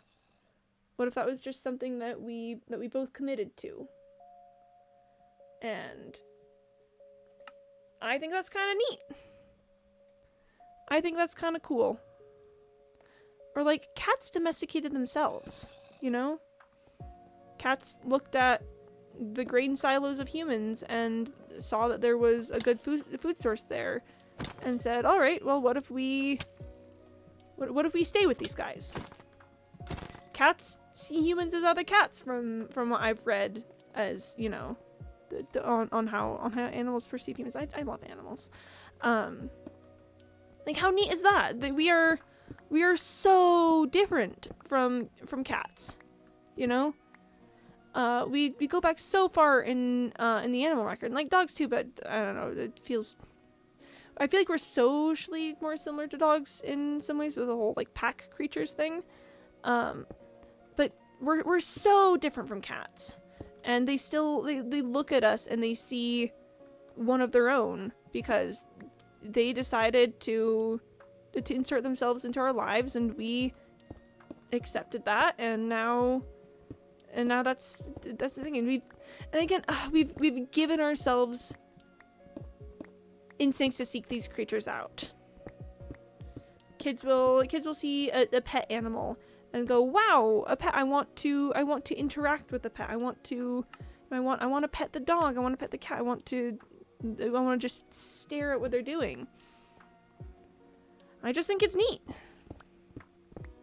And also to pull the point around that that humans should be, that a lot of humans are very, very separated from the concept of animal husbandry, of having these creatures that live with us and, you know, share our lives. And that's one reason that I like to go to farms in the fall.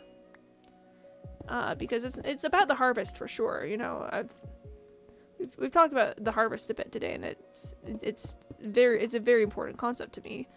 But also farms will usually have animals. They'll have, like, you know, pigs and sheep and turkeys and horses, and we get to look at these animals, and we get to remember that that we still depend on them for our survival, you know?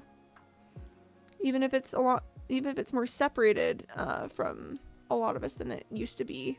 And even if most of us don't live on farms anymore, we still turned these animals into something that we could live and love with, and they're still here. Not me getting emotional over the concept of, I don't know, agriculture, but it's important. And it's neat, and I like to think about that.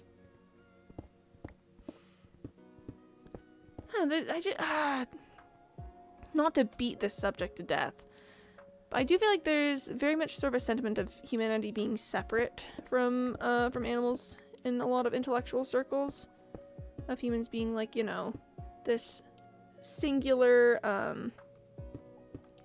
just the singular separated species, this higher intellect of, oh well, humans have we have sentience. We've we've driven our evolution to in ways that the animals could never even comprehend because they're animals and we're humans on that. But like a huge part of that was working with the animals. It's we are not and cannot separate from them because we're not some higher order of being that's completely separated from the needs and wants and everyday cares of the creatures of this earth that we live with. We've just learned to manipulate it in different ways and to have a greater understanding of why things do what they do. But yeah, at the end of the day, animals. They will always exist. The effects of animals will always exist, even in the most sterile, separated from the wider world environments. Animals are still existing in the space, and that's to be honest, that is a big reason why in an ideal world I don't think I would ever want to be like a vegetarian or anything. The reasons that I think it's important to at least be considerate about how you use like meat and animal products in our world is because of bad farming practices that are harmful to animals. Like it's definitely about to be like, hey, I think it's good to eat less meat because of inhumane conditions for the animals that it comes from. Like that's, I'm not saying and that's why it's bad to be a vegetarian, but I definitely think for me, provided that we get good about our practices of having animals, it's, I think,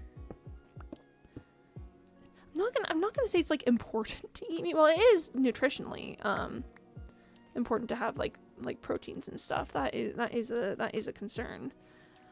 But I just think humans spent millions and millions of years domesticating these creatures for our use, and some of them were domesticated so that we could eat them. And I think concerns about the what's the word I'm looking for? Concerns about the ethical treatment of animals aside, I just think that eating animals isn't that bad of a thing. Like there's all the but they're killing animals. Yeah, that's nature. They're gonna die anyway at some point, and if we provide them with a good life beforehand, that seems like a fair trade. And if it's like humane killing and stuff, humans look after animals, provide them with food and shelter and medical care and stuff, and then eventually we eat the animal. Like that doesn't seem like too bad of a trade to me, because the purpose of a lot of animals is to ensure that like the next generation gets to live still, and humans do a great job of making sure that the next generation of our domesticated animals like lives. It's like it's like silk, People are like, silk is unethical because they kill the worms. Yeah, but the worms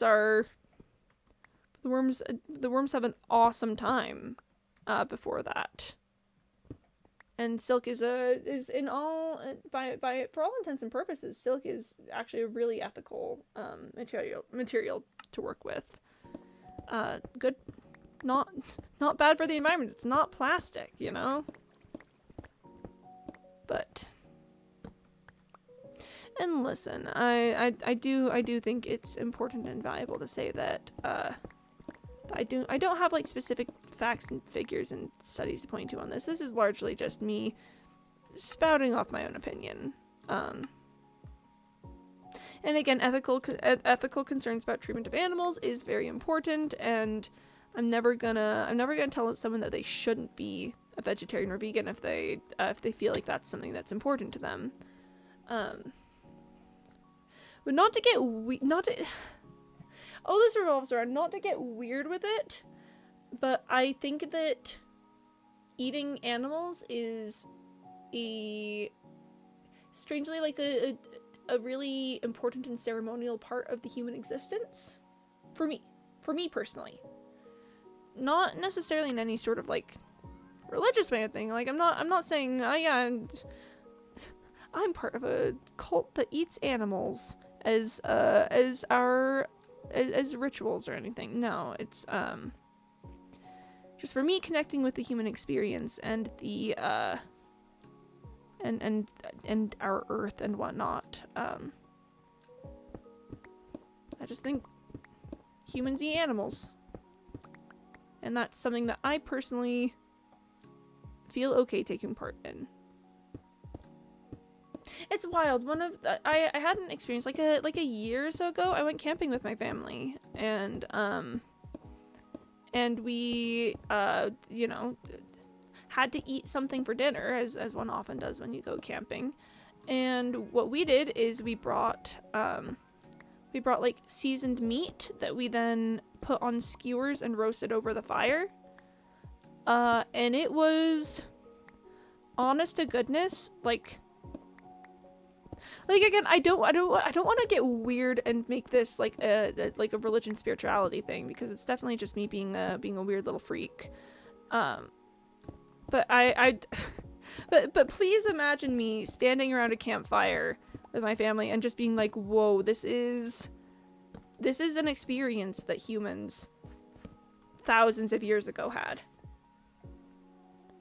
The experience of standing around a fire, skewer in hand, meat cooking. And obviously, I think that the meat that we brought was definitely more seasoned maybe than people many thousands of years ago would have had. But you're correct. Thank you. I'm glad that I can count on you, Corvigate, to vibe with my weird sentimentality about the human existence. But yeah, like that's something that humans have been doing for thousands of years, is sitting around a fire cooking meat on sticks. And I was participating in that. I was not joining the circle of life per se kind of deal, but it was that's something that humans do, and I was doing it. I was doing the human thing of that.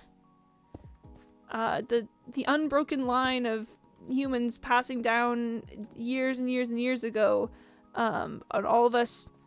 Well, not all of us. I mean, I don't know if everyone in my family line has sat around a fire cooking meat. But like so many humans, so many thousands of years of humans, cooking meat on sticks around a fire and eating it.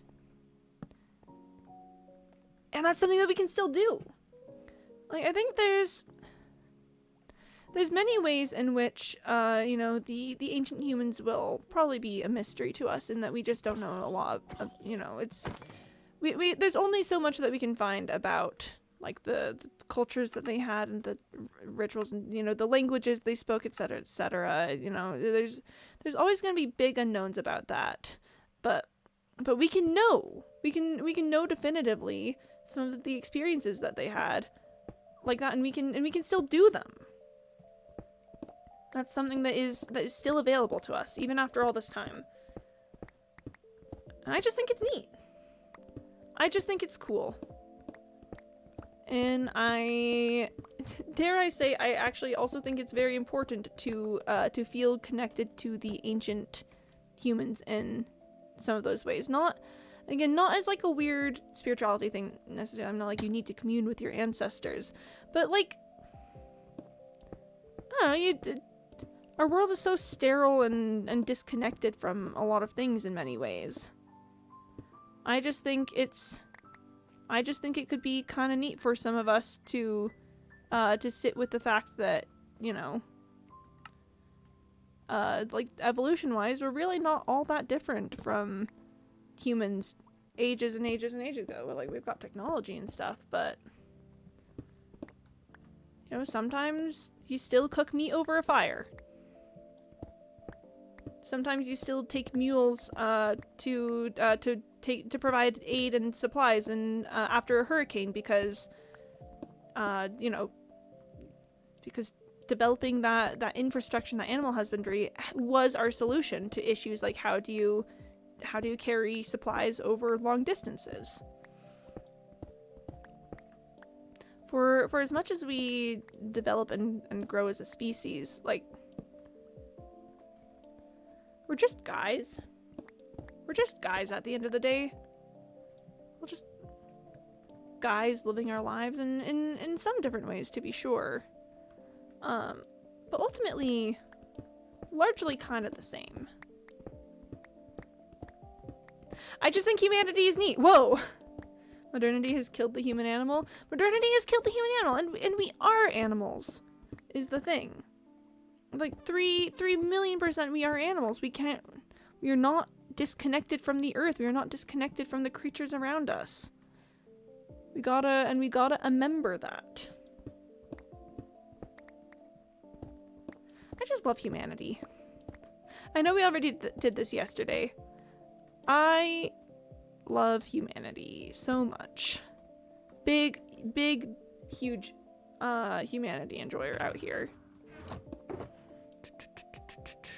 They can take many things from me, but they cannot take my deep sense of whimsy and love for the human condition.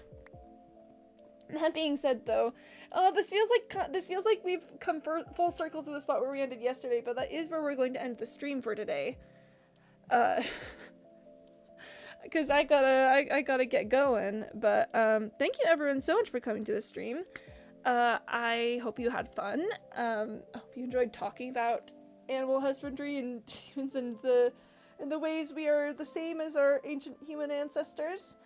I will be back tomorrow. I'm currently streaming Tuesday through Saturday, starting a little after 1:30 p.m. Eastern time. In the meantime, I hope you guys have a great rest of your day. You know, drink water, take your meds, get some sleep, look after yourselves. Love you guys lots. I'll see you next time. Okay, bye-bye.